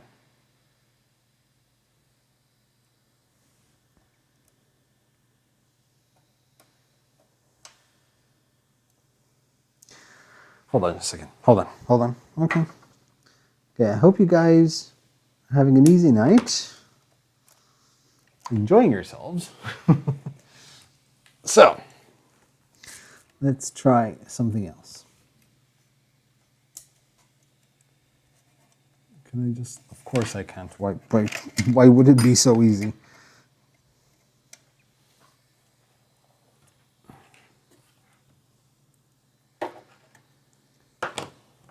Why would they make it so easy for me to just get a connector out?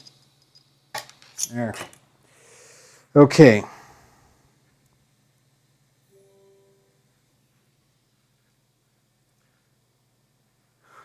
Bob Carnes, you can do it. Thank you very much, buddy. All right, so first things first.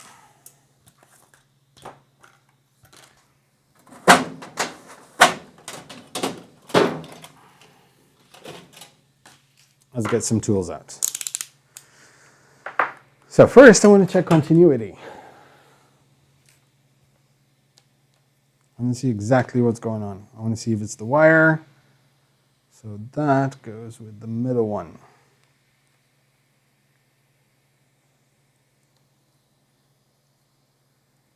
Which one was it? Is the other camera still? Oh yeah, the other camera is working. Yay.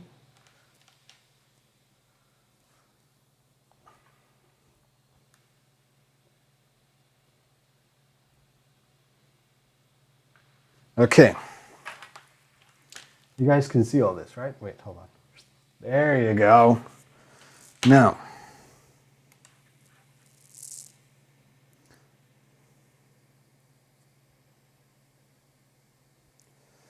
so we'll check this wire first.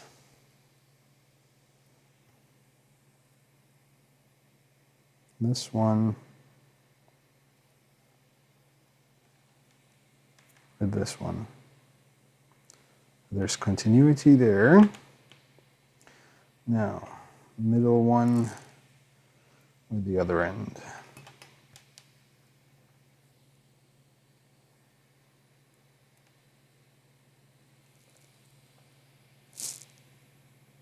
Continuity on that one. And this goes with the center one. Oh, there it is. Oh, no.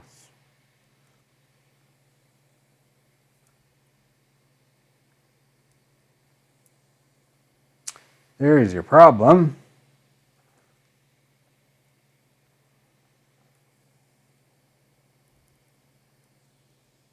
We have nothing. We found the culprit. So,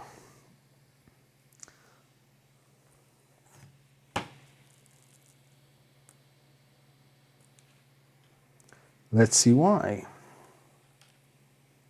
Let's confirm once again. You have that one and middle one.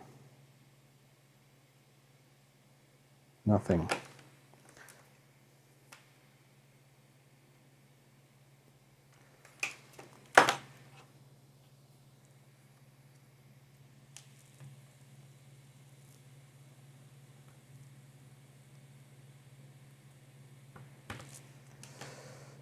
Let's see why. Ugh, I could. Okay, never mind. Hold on. I think I got the wrong wire. So.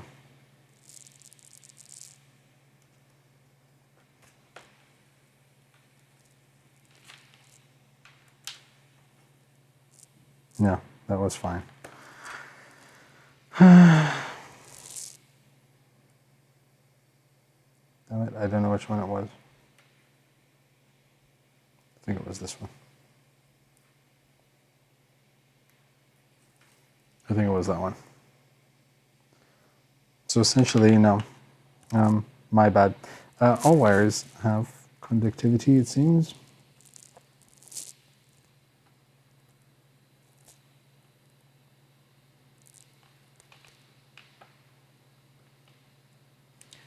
That's one.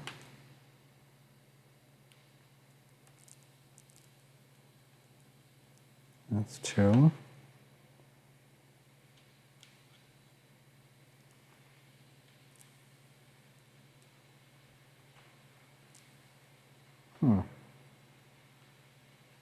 Wait, what?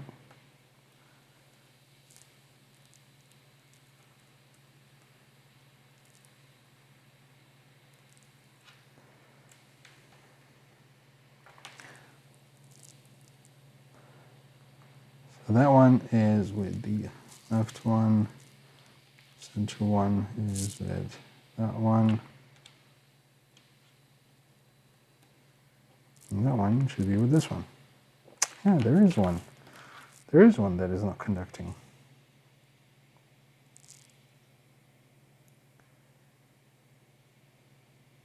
What the hell? I'm losing my mind now.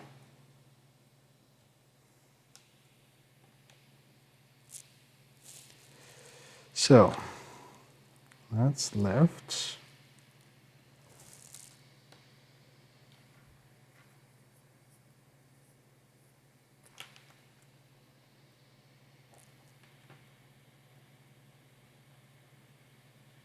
It's there.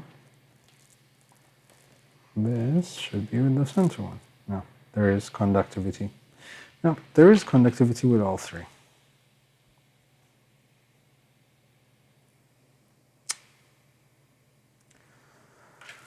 So that was my bad.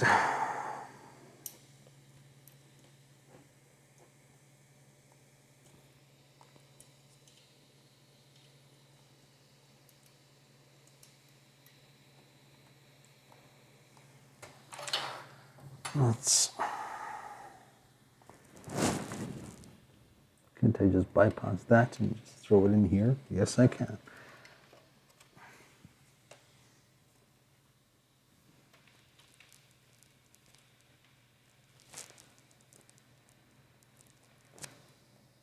Okay. So now it's on. Now it's off. What the hell? Like, what the hell is this?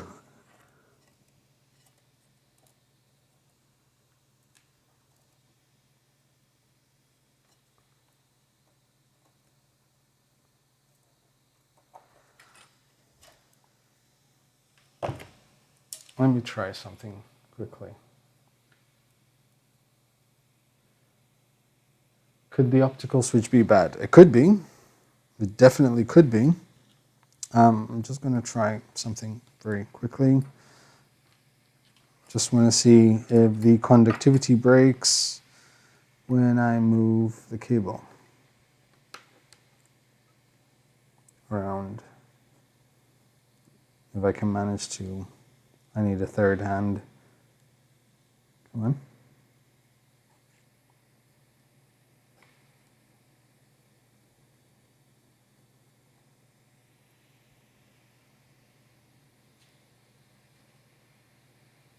Well, that's a lot of play.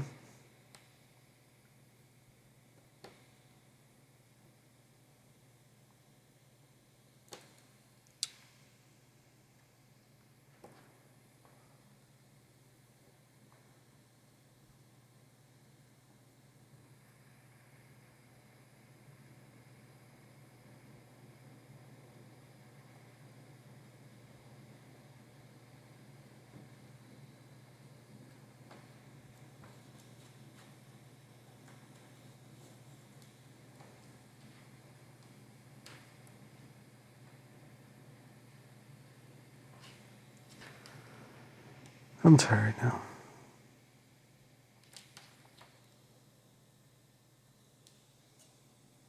No idea. But take all the wires out and test. Yep, I can. And I probably will.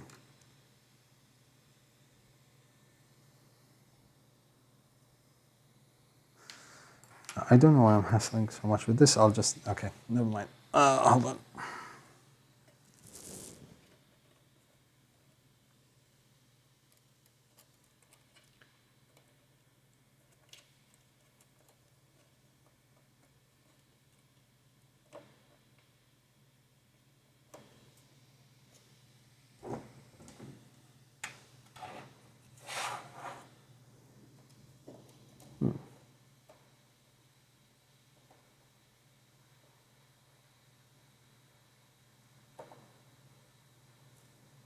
So kind of, sometimes it lights up and then it switches off.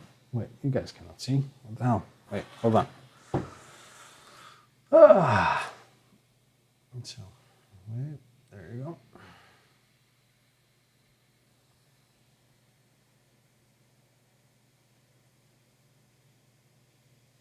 There.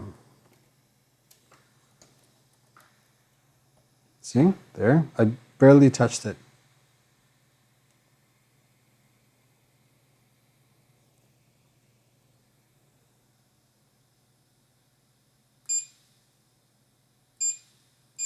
Yes, I know that.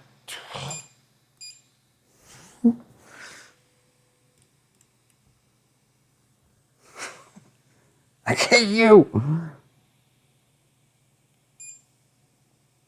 You know what I'm going to do? I'm going to preheat Pla. Let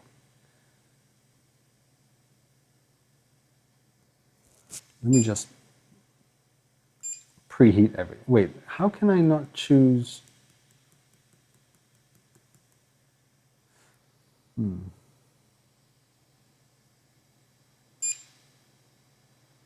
Yeah, Let's preheat ABS.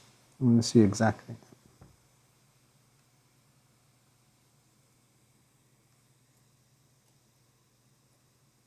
Like, I don't know exactly what is moving for it to switch on and then switch off again. And now all I can think of is possibly maybe a dry joint.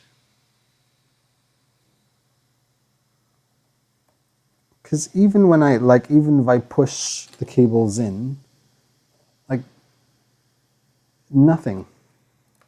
See, then on its own, it just went off and went on. Yep, definitely dry solder joints, and that's the only thing I can think of. But even with that, even if I wiggle the connector, like, nothing.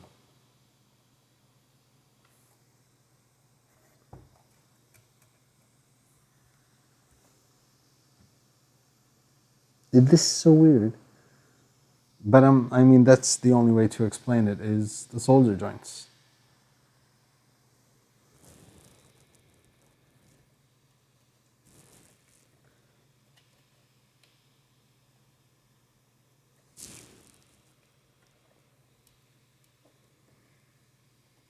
Well, this was an easy live stream.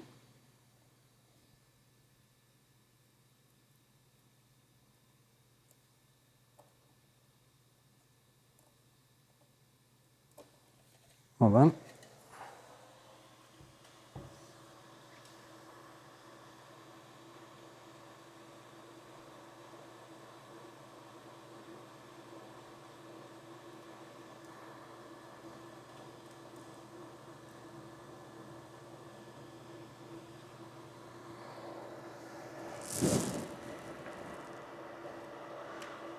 Watch it go on as soon as I plug it in, and then it just goes off after a while.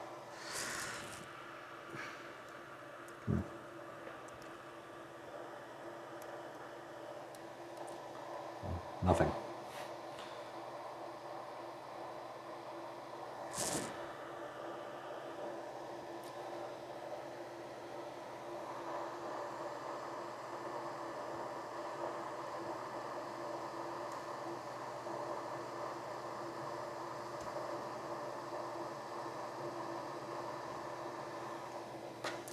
Nope. I'm getting more nervous because I'm too you know what? I hope this is just a one-off. But everyone I've seen trying it didn't have this problem, so.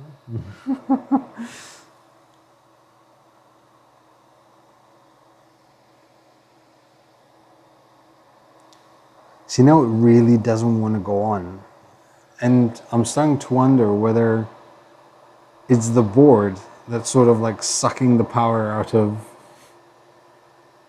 See, notice it was on, but whenever the heat bed sort of like started heating up, and it was right at the end before it started printing, that thing went off. And now that it's preheating and it's at temperature, like, nothing I do is making it go on. Like, nothing at all. Absolutely nothing. Now let's try cool down. So it's not absorbing any power at all. I'm hoping my theory there kind of, nope, nothing. I'm just going to make me look bad.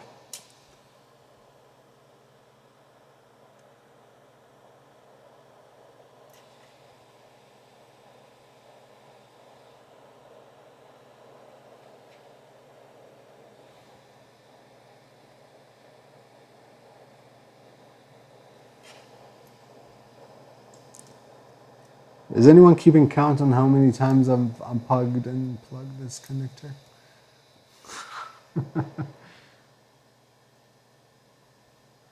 Pull the cable from the sensor and measure it. It's actually not a bad idea. So let's start with voltage.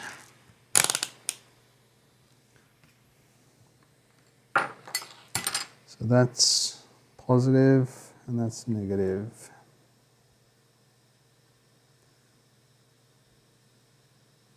So we have 5 volts coming in.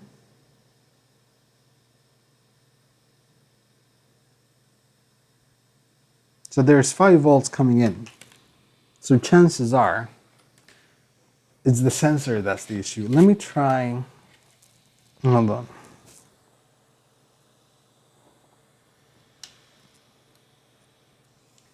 Because it's going to make my life much easier if I just do this.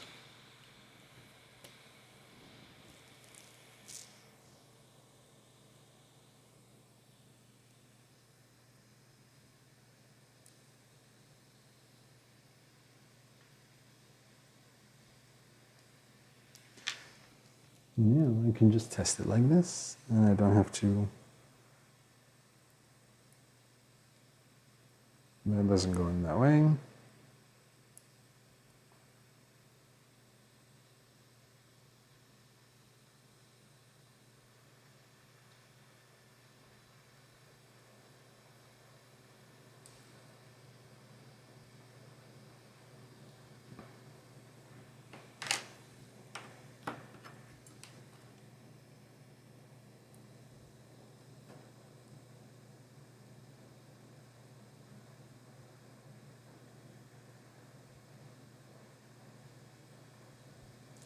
There's 5 volts going in.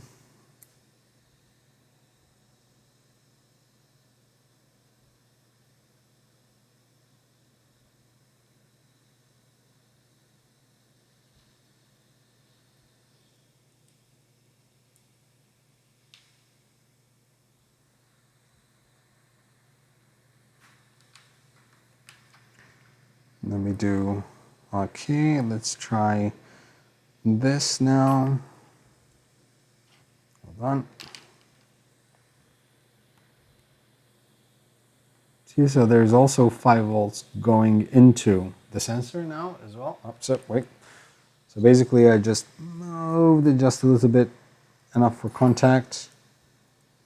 And if I measure those two, there's 5 volts going in, but that is not on.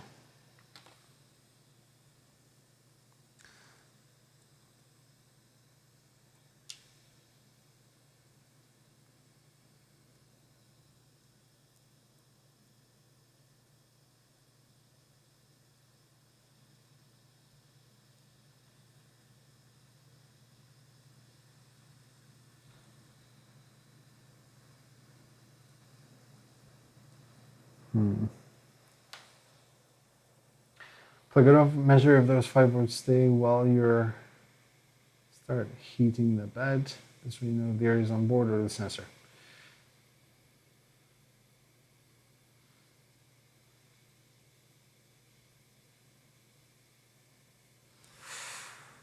Do I have an X-axis end stop? I don't have an end stop here.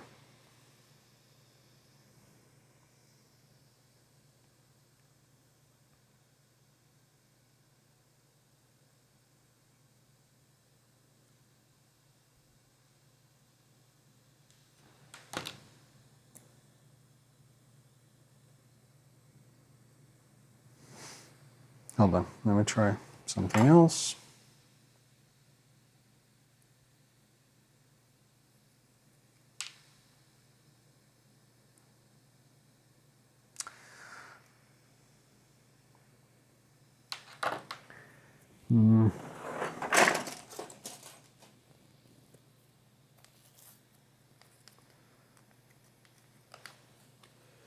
Did you set the voltage on the main power supply to 115? No, why would I do that?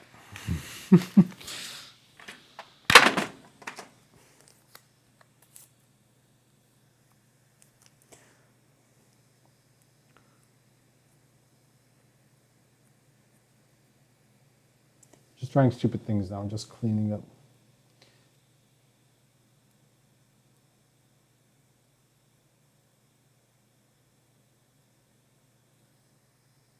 No, the screen is fine.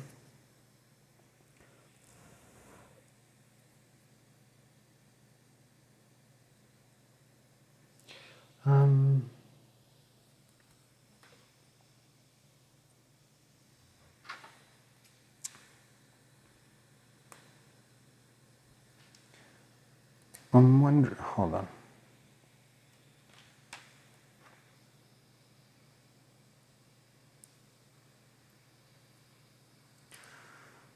Remind me, guys, left positive, right negative.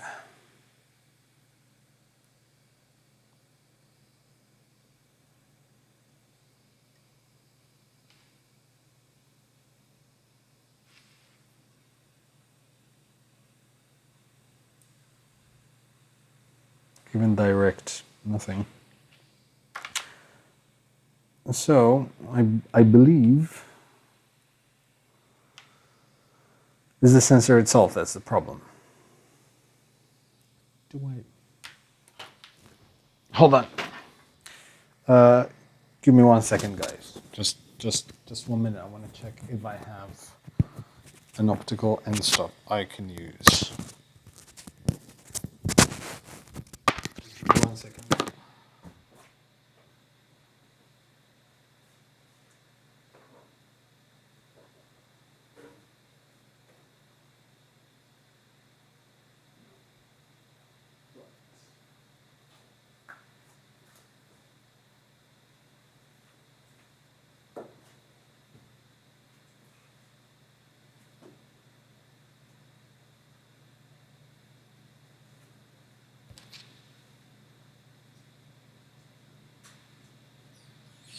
I don't have an optical end stop, but I do have an end stop I can use. So we'll try it with that.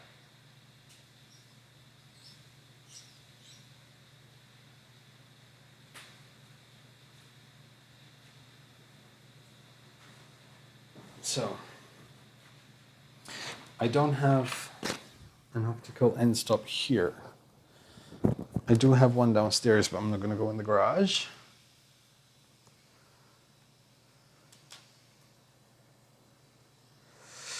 Damn it, I need to change the connector on this. Let me see if I have a cable. No, I don't have a cable.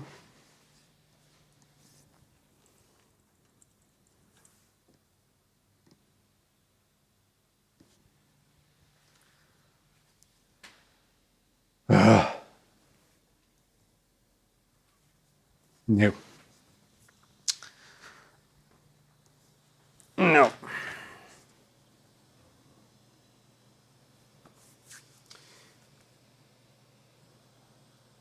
He must have burned something. No.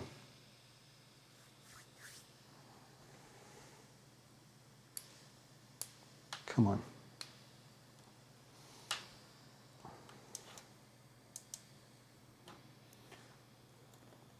Light up, at least. Something.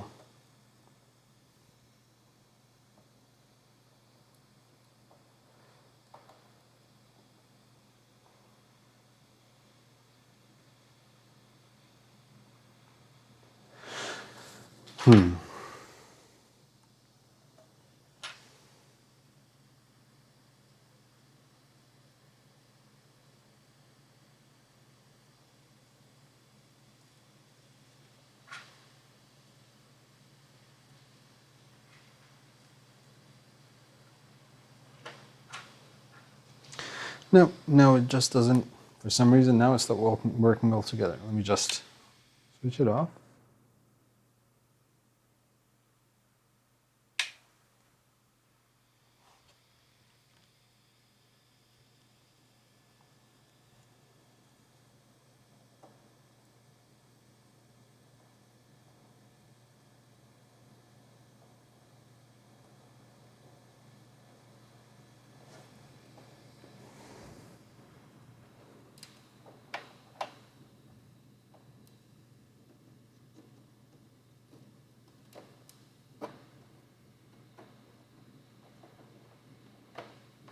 Just trying all other cables just in case.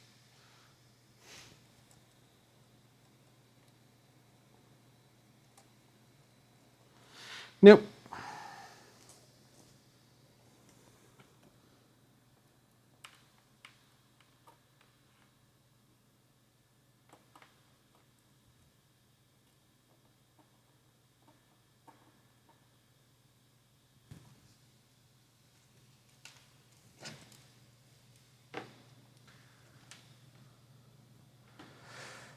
Hold on. Yeah, there you go. So, as part of the number, I think, try operating with a bit of paper in the slot to see if the indicator comes on when operated. No, nothing. It should be on when there's nothing in between.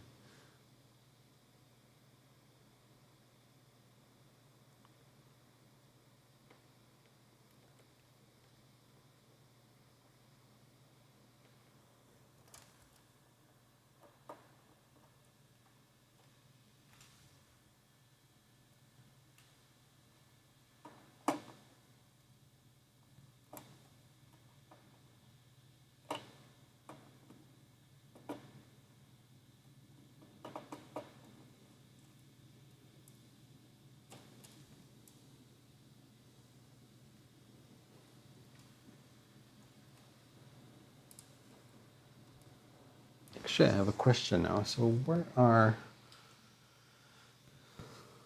Oh, okay, they're in here.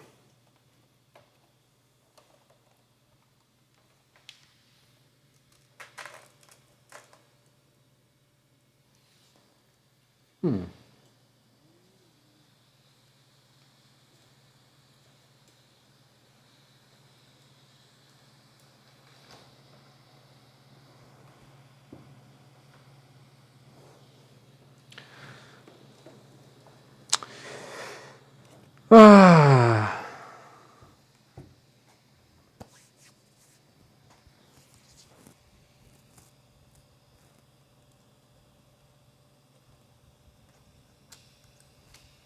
Sorry for the hassle, guys.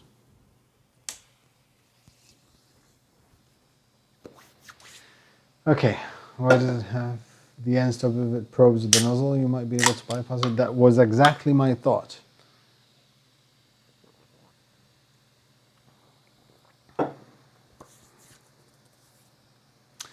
But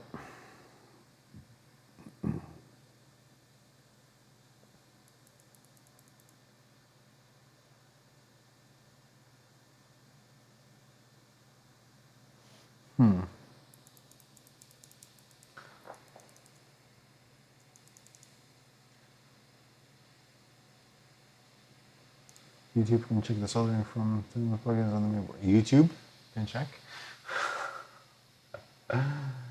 Okay. Okay.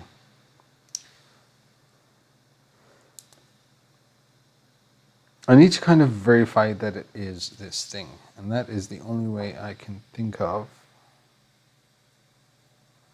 Wait, hold on.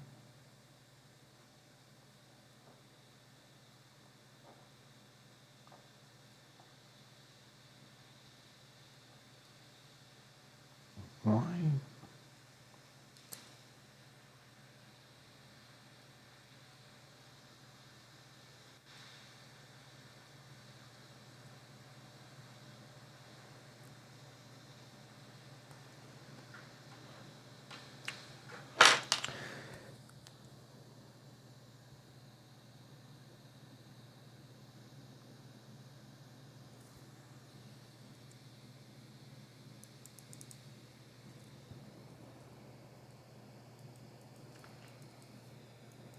The answer is in the can. Because we micro switch where the optical. I need to.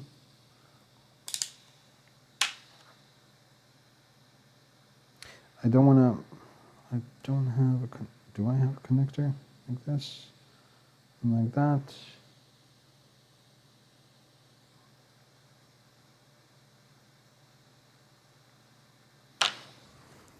No, that's too much of a hassle. Yeah.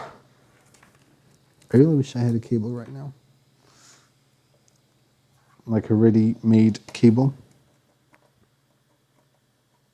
So, we've established that power is going through here.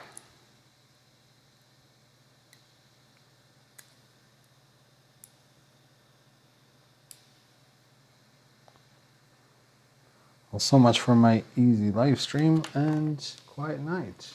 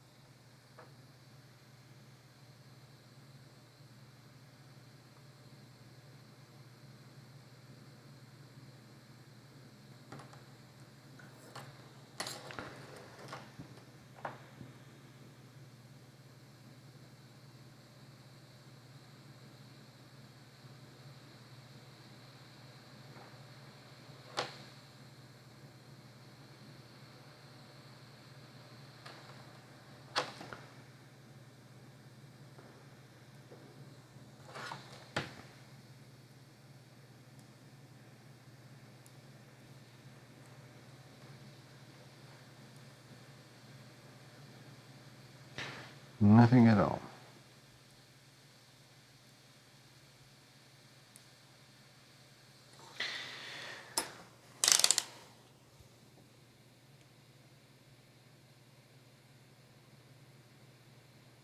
Review, say goodnight, organize reports, and reschedule the stream.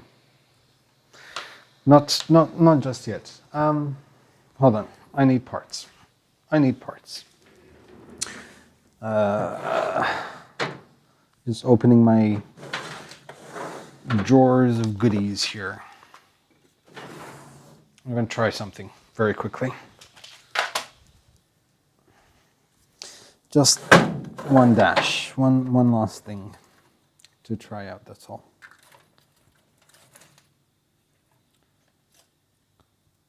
Okay.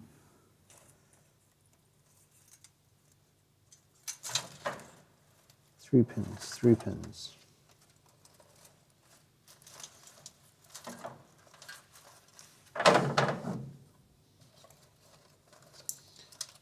Be right with you. I am bringing stuff.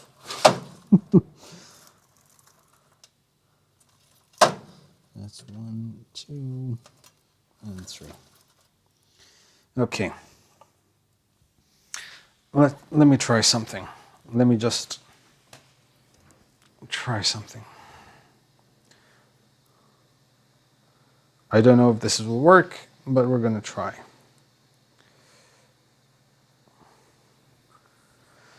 Okay, so first things first. I'm gonna grab that and plug this in there. There.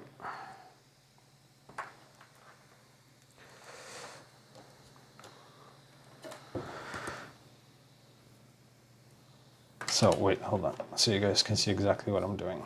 Sorry, but apologies.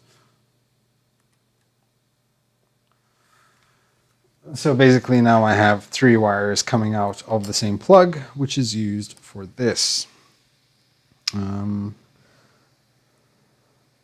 Now if this is like this, so brown is on this side. So brown is the signal, yellow is the positive.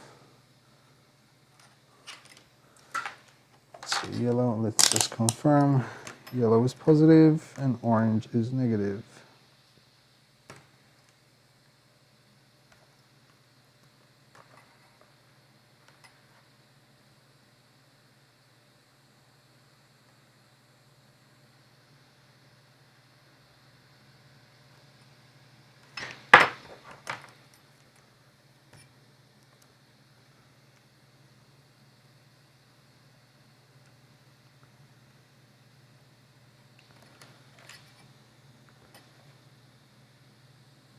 Okay,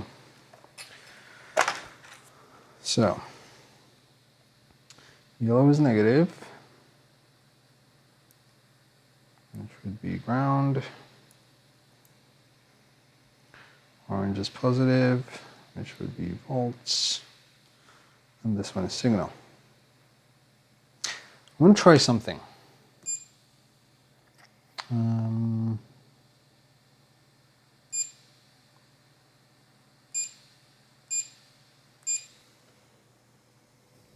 So this would be, I'm going to see if it works. If it works, it works. If it doesn't,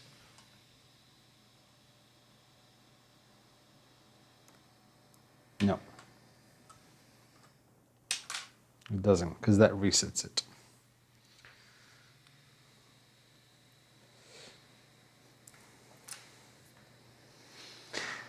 New.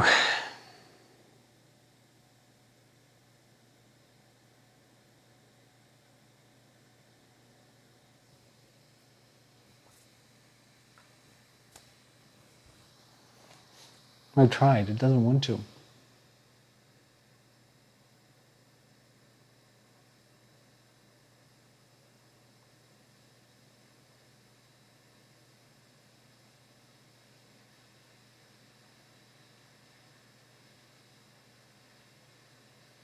You need to invert the logic.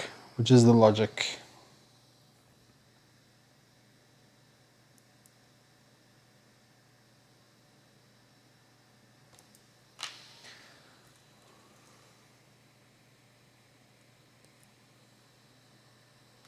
It's EESX671.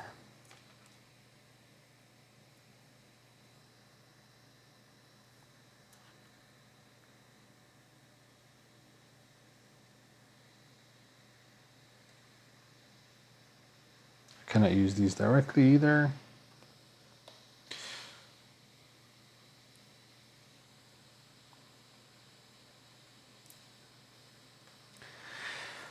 I have these, but they're downstairs. I don't have any up here. I'm just checking. Let me see if I can borrow one from the Genius, if it has. Does it have optical and stops? Yes, but they're very different. Would they work? Okay, let me try for something else very quickly. Let me try one last stab at this. I don't know if these will work because these are different. But I'm sure one of you guys will be able to tell me once you see it. So,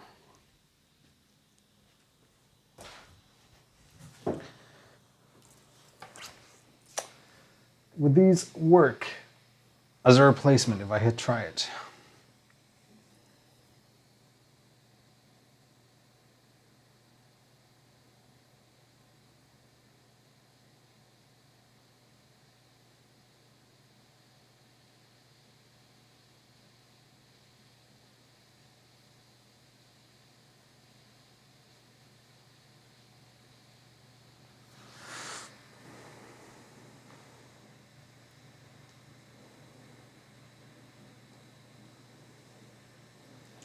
Would it work?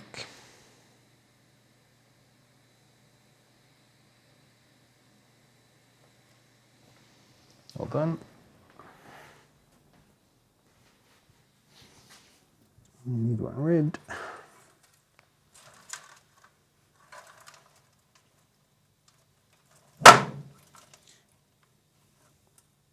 This is really not how I imagined my night to go.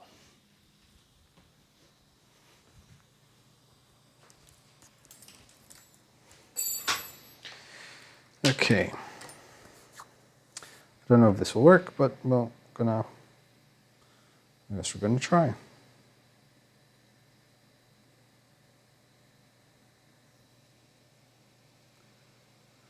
Okay, so let me just confirm that. What did I have it here? So this was like this.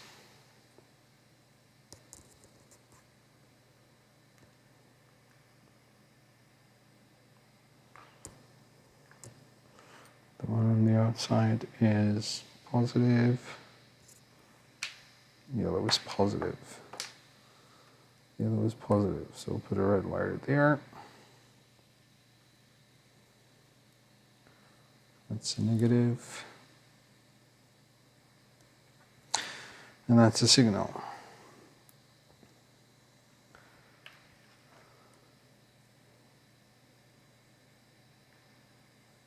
That's one. Can someone confirm if the brown is the signal?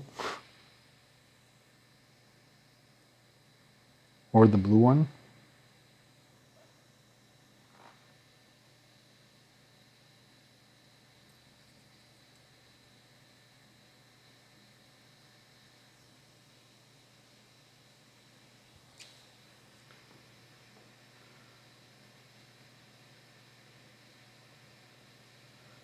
So make sure the trigger piece on the extrusion is metal, not plastic. What? Come again?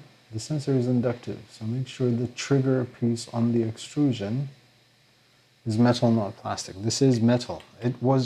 No. I'm going to repeat that.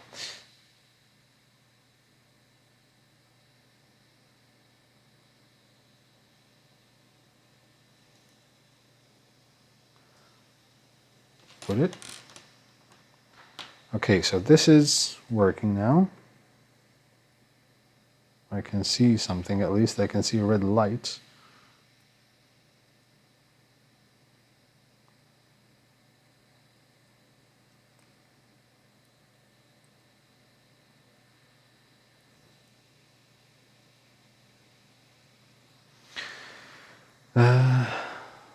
Metal. I need a piece of metal.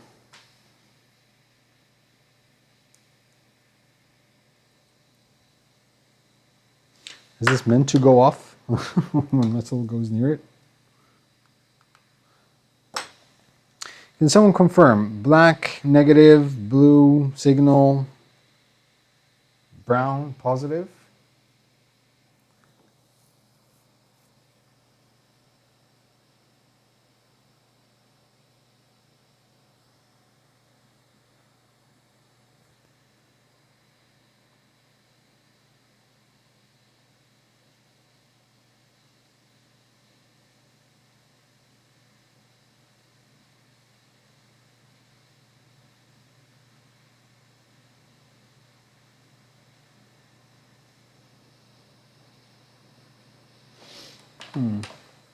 I wonder.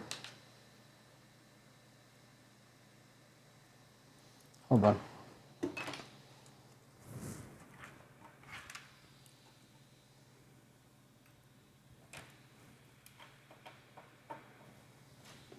Oh, look, it's on. I hate you. See, now it's off, like on its own. It just went off. Brian James, thank you very much, buddy. I hate it. How does that even work?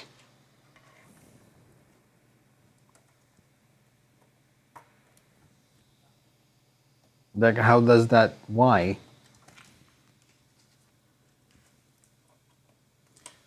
Worst live stream ever. And I know about live streams. I've been through my fair share of blue smoke.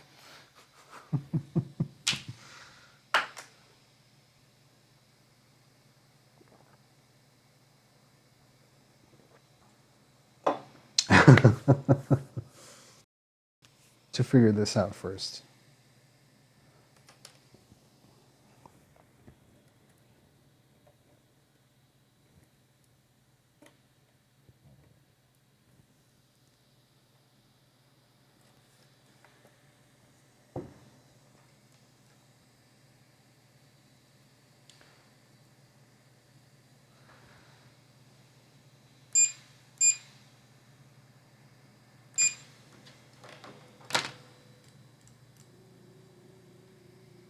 I'm gonna try something first.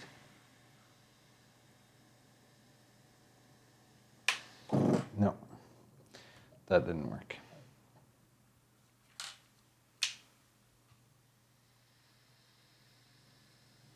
Oh, wait.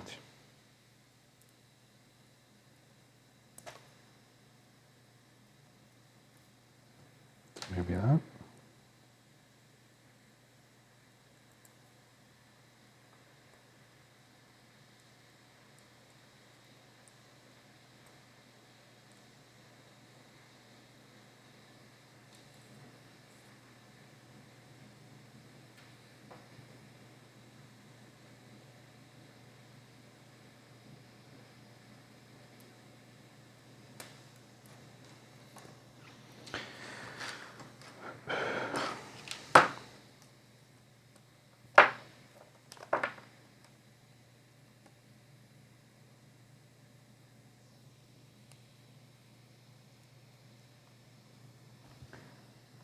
It went off when the LCD screen changed. I think it's something in the firmware.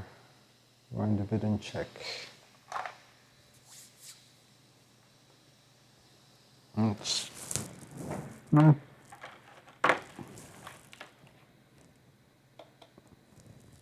See, okay, so it's switched on. Oh, no, it's switched off.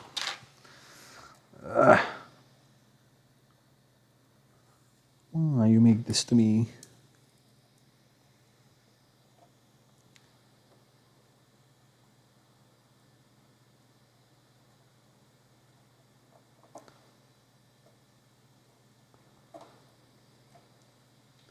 It feels like it's discharging.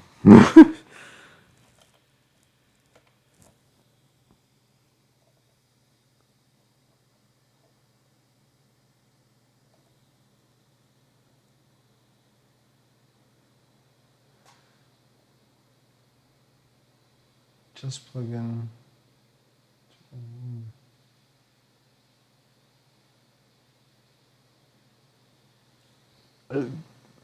The thing is, I know the sensor sometimes works and sometimes it doesn't. Like sticking it to printer face, you know, just roll it down and connect signal to ground or 5-volt directly. I could.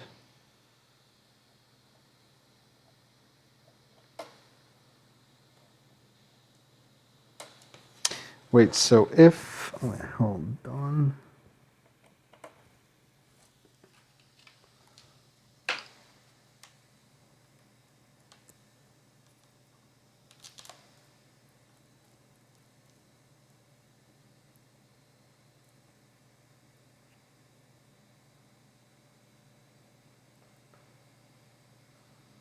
Negative.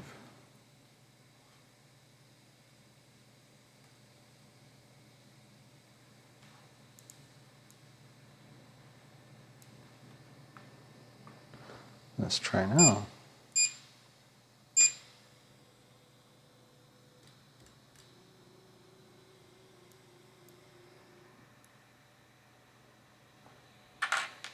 Okay, we're gonna print something. I told you we're gonna print something tonight, and we're gonna print something. All right. Okay. Stop. Stop going on. Hold on. Let me try something now. All right. So.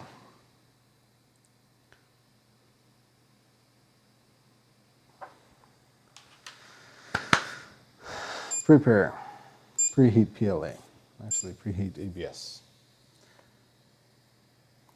The part number for the sensor. I'm guessing people are going to start buying sensors just in case. So it's EE, so Echo Echo, S for Stella, X for X-ray,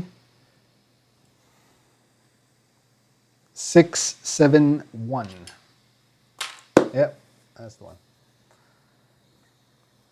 Okay, so I inverted the polarity on this this limit switch here, and that kind of worked. But now I just want to try something.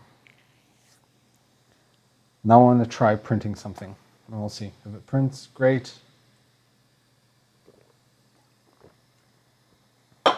So, I'm sorry, it's late, and Stella is the only thing that, well, it's the second thing that came to mind with this. Wow, 300 people watching me fail. That's a new record. So let's see if this will help.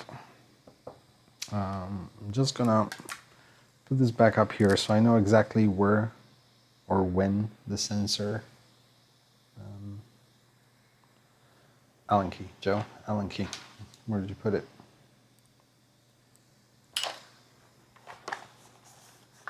Where?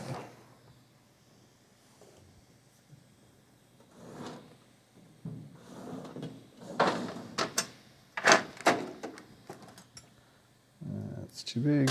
Where did I put the Allen key? Why? Oh.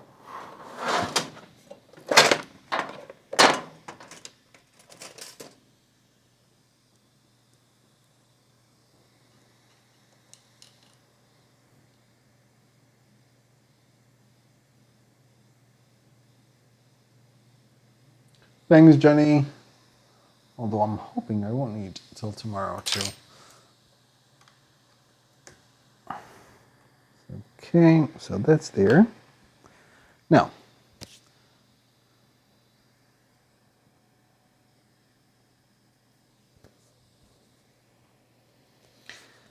let's see.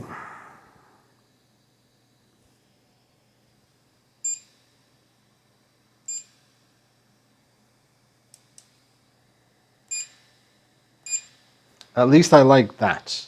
Like you insert the memory card, the prints come up straight away.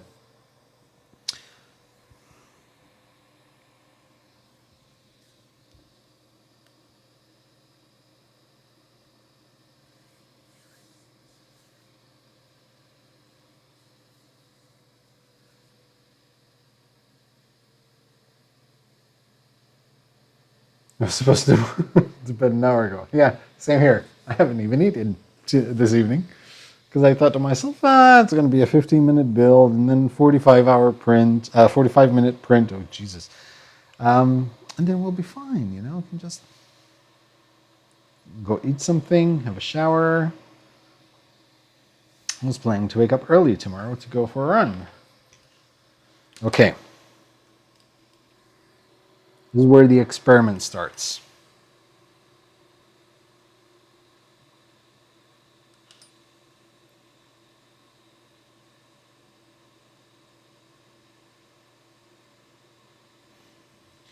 I'm going to try to time my trigger finger, my finger with this, just to.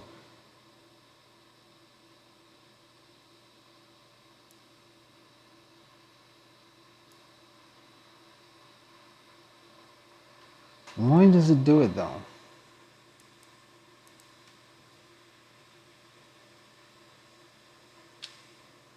I don't know why it does that, like with this particular switch.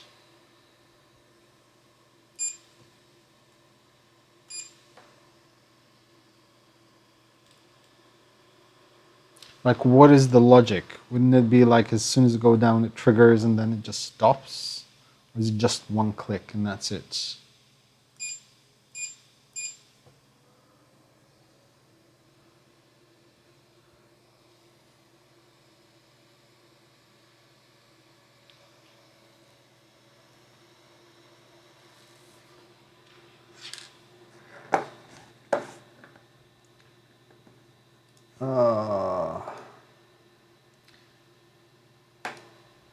There you go.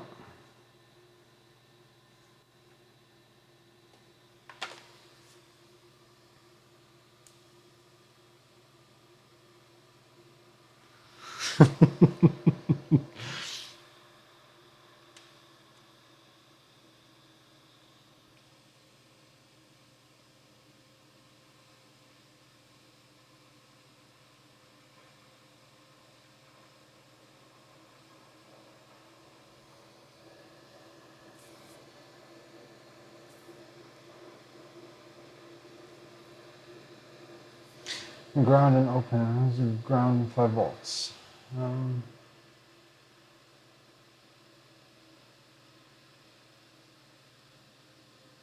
Possibly. I mean, it's triggering when I press the switch. It triggers because it does actually, make the the bed leveling sensor or the pressure sensor work. But then it just doesn't stop. It feels like keeps going upwards because it thinks that the sensor is still triggered.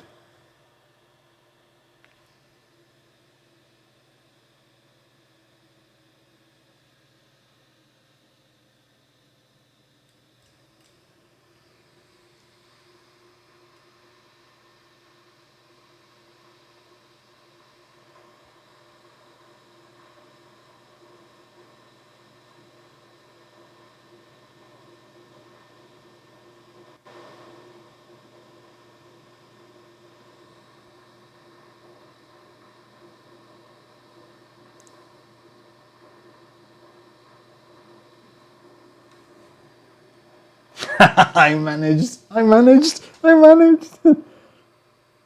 the... Okay. Hold on. Yep.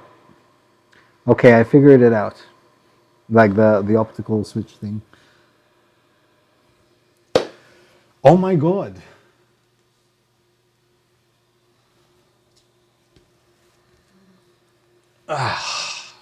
Satisfying.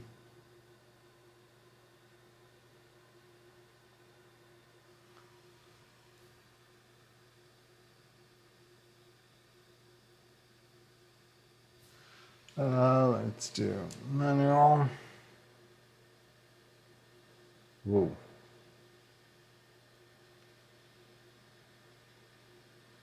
Why? Oh, there.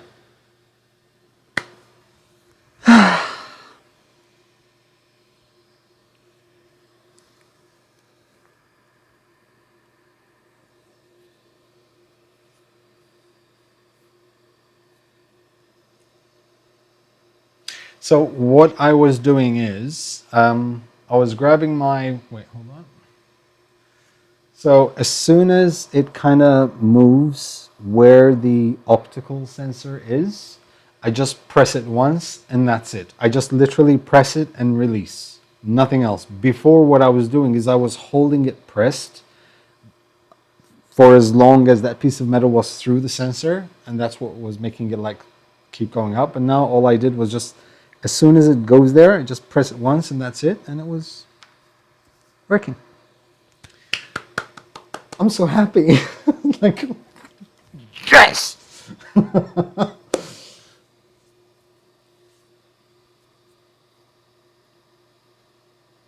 Plug and play voice. Oh. I don't know what this thing is though. I like stop. Yeah, I'm gonna stop it now that it's printing. I want to stop it because this is not what I wanted to. Like, these are just stuff that is printing. That's not what I want. I don't know what max 2 is, but wait, hold on. Back. I'm just going to move it a little bit so I can see exactly when it triggers. Back, print. I don't know what max 2 is, but we'll figure it out.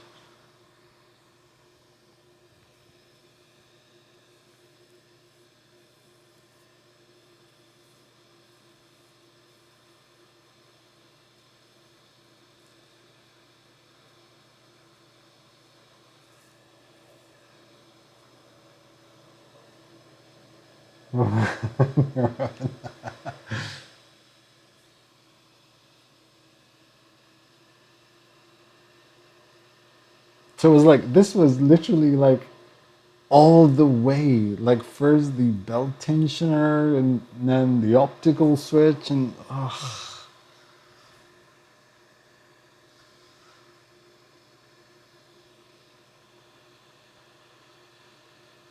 so we know it wasn't dry solder joints. We know it wasn't the wire. It was, I think it's just literally the optical switch. So I might open that just to see exactly.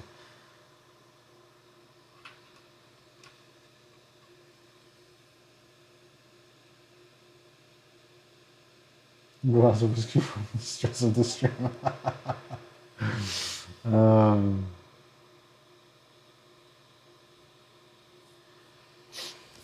that was an adventure and a half.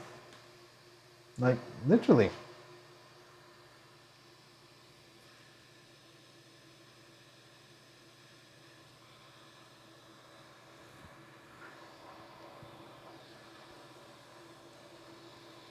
Now let's see if I can try to replicate my thingamabob. So I'll hold it here so you guys can see what I'm doing.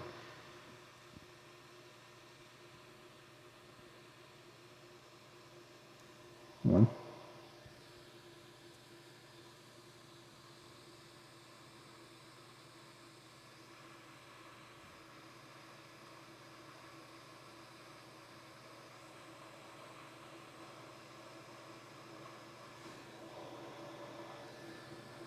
Whenever you're ready.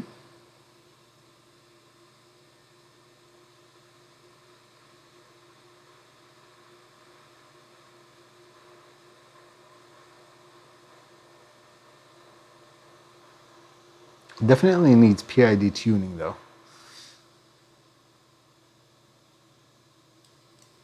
So, watch the finger. Hopefully it works again.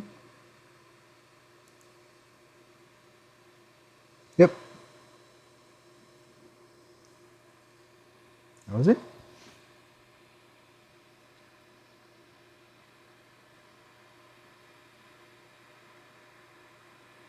There you go. Needs a purge line. Oh my god, this is max. Like, this is going to do a square or... Oh god.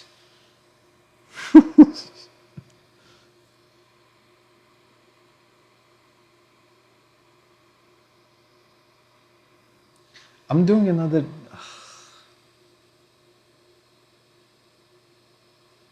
Figure the build isn't... So is this a good machine for a beginner? Okay, so at this point, no. But if the sensor worked, yes, it would be perfect.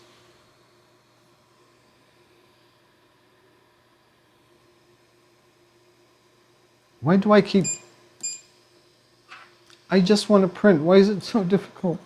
Like, use English files.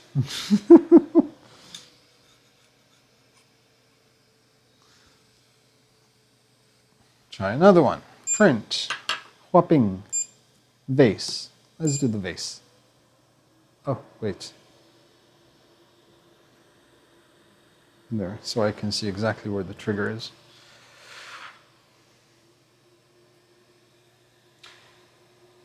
Hey, James.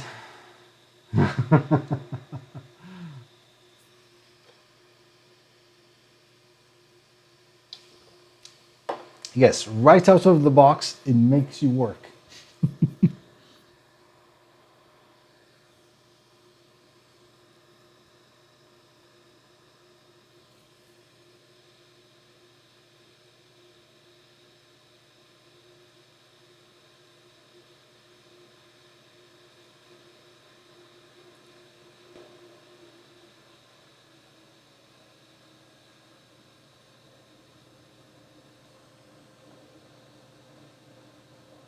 See you, Vincent. Have a good one. And thank you for joining, man. Vase. I'm doing the whopping, whatever it is.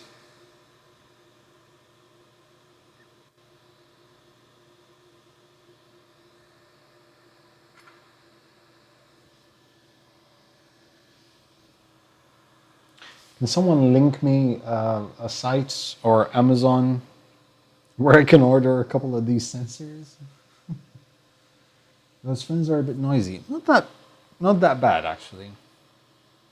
But yes, they are.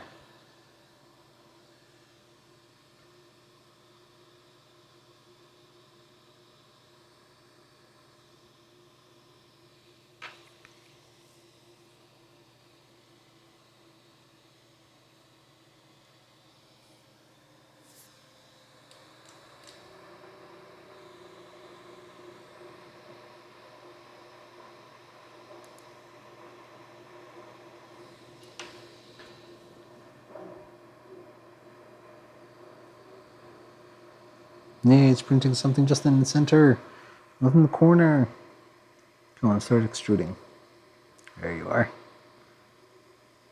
Good boy.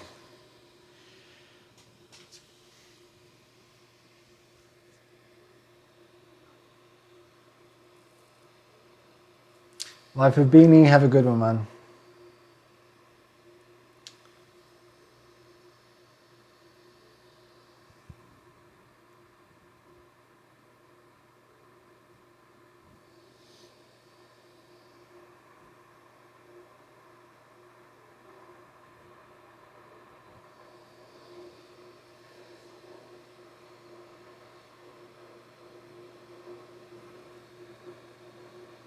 You should clean the glass, you got fingerprints on it.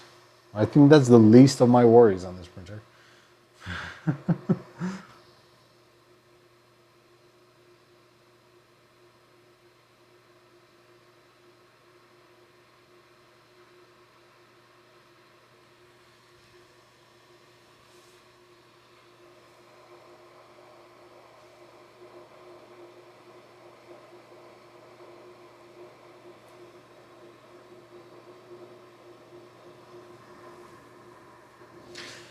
Well, at least we're printing, and that's all that matters.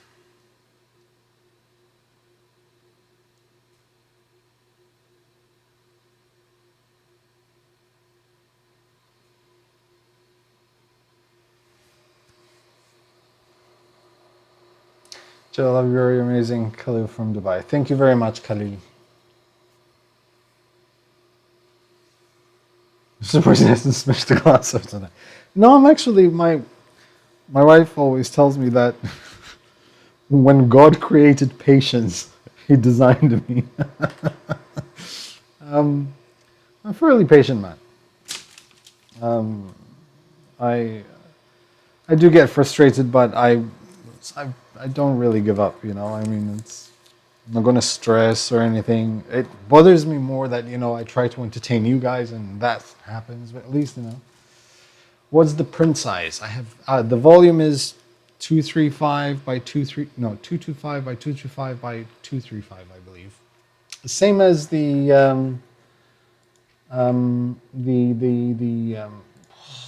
Ender 3. 235 by 250.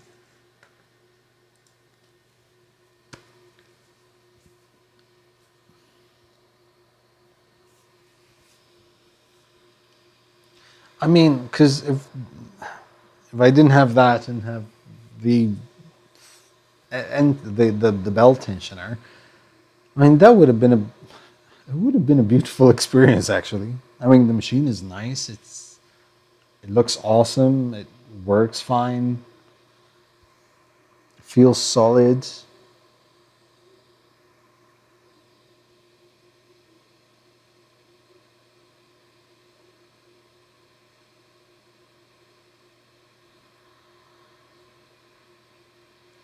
Where are you located, Joshua? Like which country?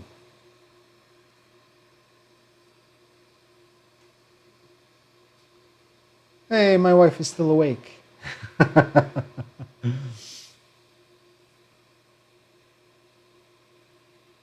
Have a good night, Ahmed.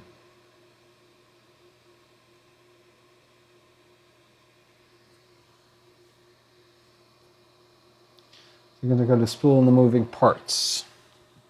I can give you an idea. So for this, you'd need, if you keep the spool over there as it is, you need about 75 centimeters in width, and I would say roughly 60 centimeters in depth. And if you want to keep the handle, that's 57 centimeters in height. US. No, in the US, I mean, all I can think of is Meta hackers that would probably stock them. If you are in EU, I would say 3D Primo would have them.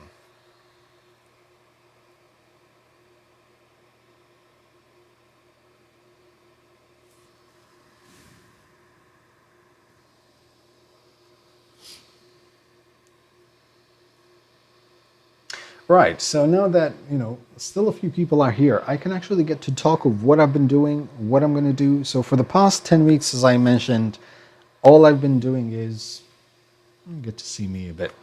All I've been doing is printing face shields, almost at 11,600 now, face shields. And thankfully now it's calming down, everything's going back to normal here, places are opening up, so demand is going down for me, at least for donations. I've took some time to actually teach myself ZBrush. I'm starting to sculpt now as well, so it was mainly for two things. One, I would love to sculpt. I love painting, so sculpting would be awesome for me to learn. Secondly, it's more of a thing that I can give more to my Patreons, because I tend to slack quite a bit on Patreon. But that would be something that I can possibly do some paid models and give them out for free to my Patrons. I also have the, let me show you. Hold on, because this requires me to get up and go get it.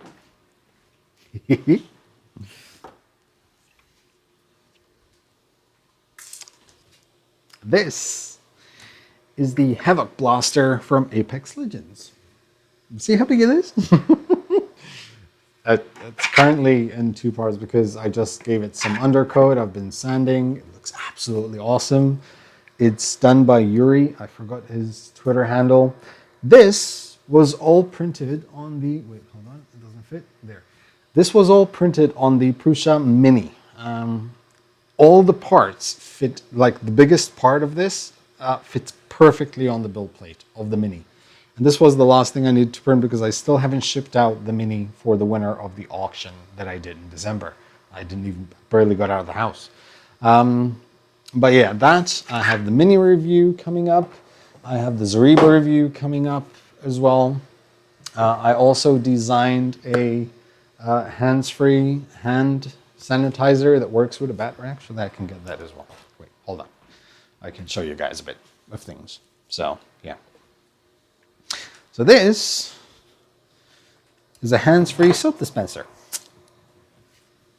It works either by battery, there's a battery in there, or, hold on, because it needs to prime the pump, prime the pipes.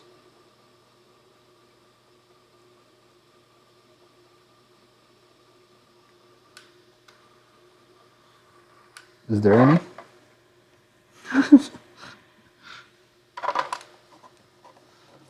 So yeah, I've designed this. Just needs a couple more tweaks. There it is. Oopsie. And I will release the models. And I'm hoping I can. This doesn't use Arduino. It's just, you know, some breakout boards. I'm going to put this for sale at $199.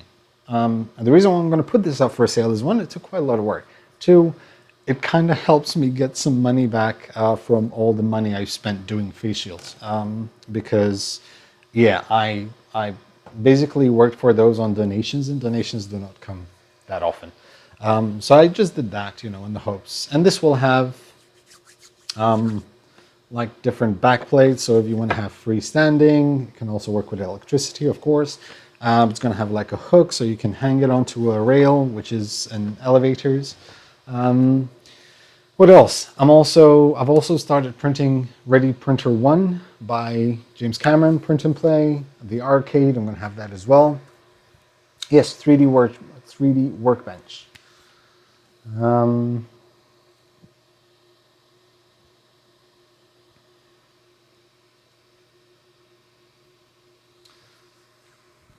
What else? And yeah, I mean, I'll probably do a couple of live streams now with the tool changer, because I still have to calibrate the 4 extruders and do some multicolor prints with that. Lots of resin prints to finish and airbrush. Oh, God. I also bought the paste extruder for the Z-Morph VX. I want to try to do some clay printing, 3D printing. And I also want to port that, because the paste extruder is like 150 euros. And it would be awesome if I can put it on any printer I want in order to have a bigger volume.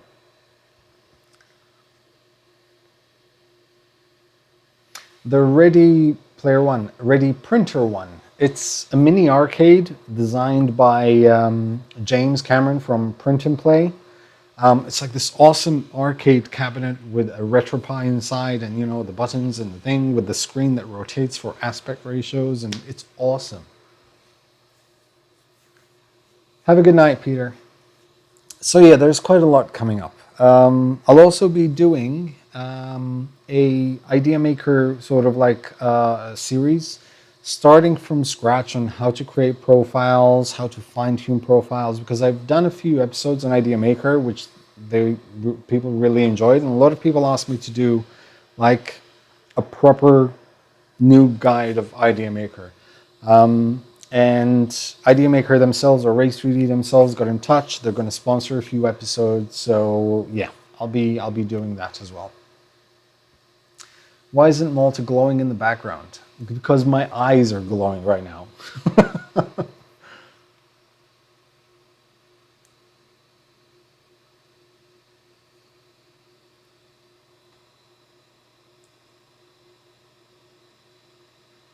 Are you going to work on another 3D printer? Yes, although to be fair, it's been a 3D printer for the past 10 weeks. I changed one of the tool heads to take 2.85 millimeter filament because I have a lot of 2.85 millimeter filament and my Sigma doesn't really want to work. It doesn't want to print. I don't know why. So I ran out of filament and I had a lot of 2.85, so I swapped one of the hot ends for a 2.85. Isn't half midnight on the islands? Yes, it is. And I need to go eat something and sleep and shower.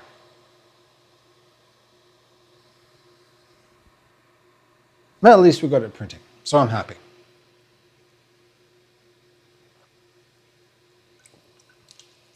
Where are you streaming from? My office. I'm streaming from Malta.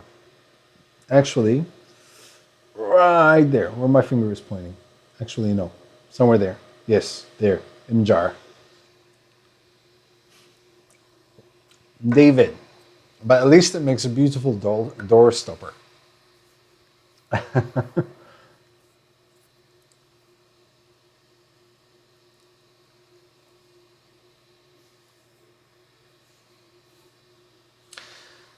Okay, so this is going to remain printing. And I'm gonna end this live stream because it's like 2 hours overdue. It shouldn't have lasted this long. But you know, I told you I'm not gonna stop until I get it to print, and it's printing, so I'm fine now.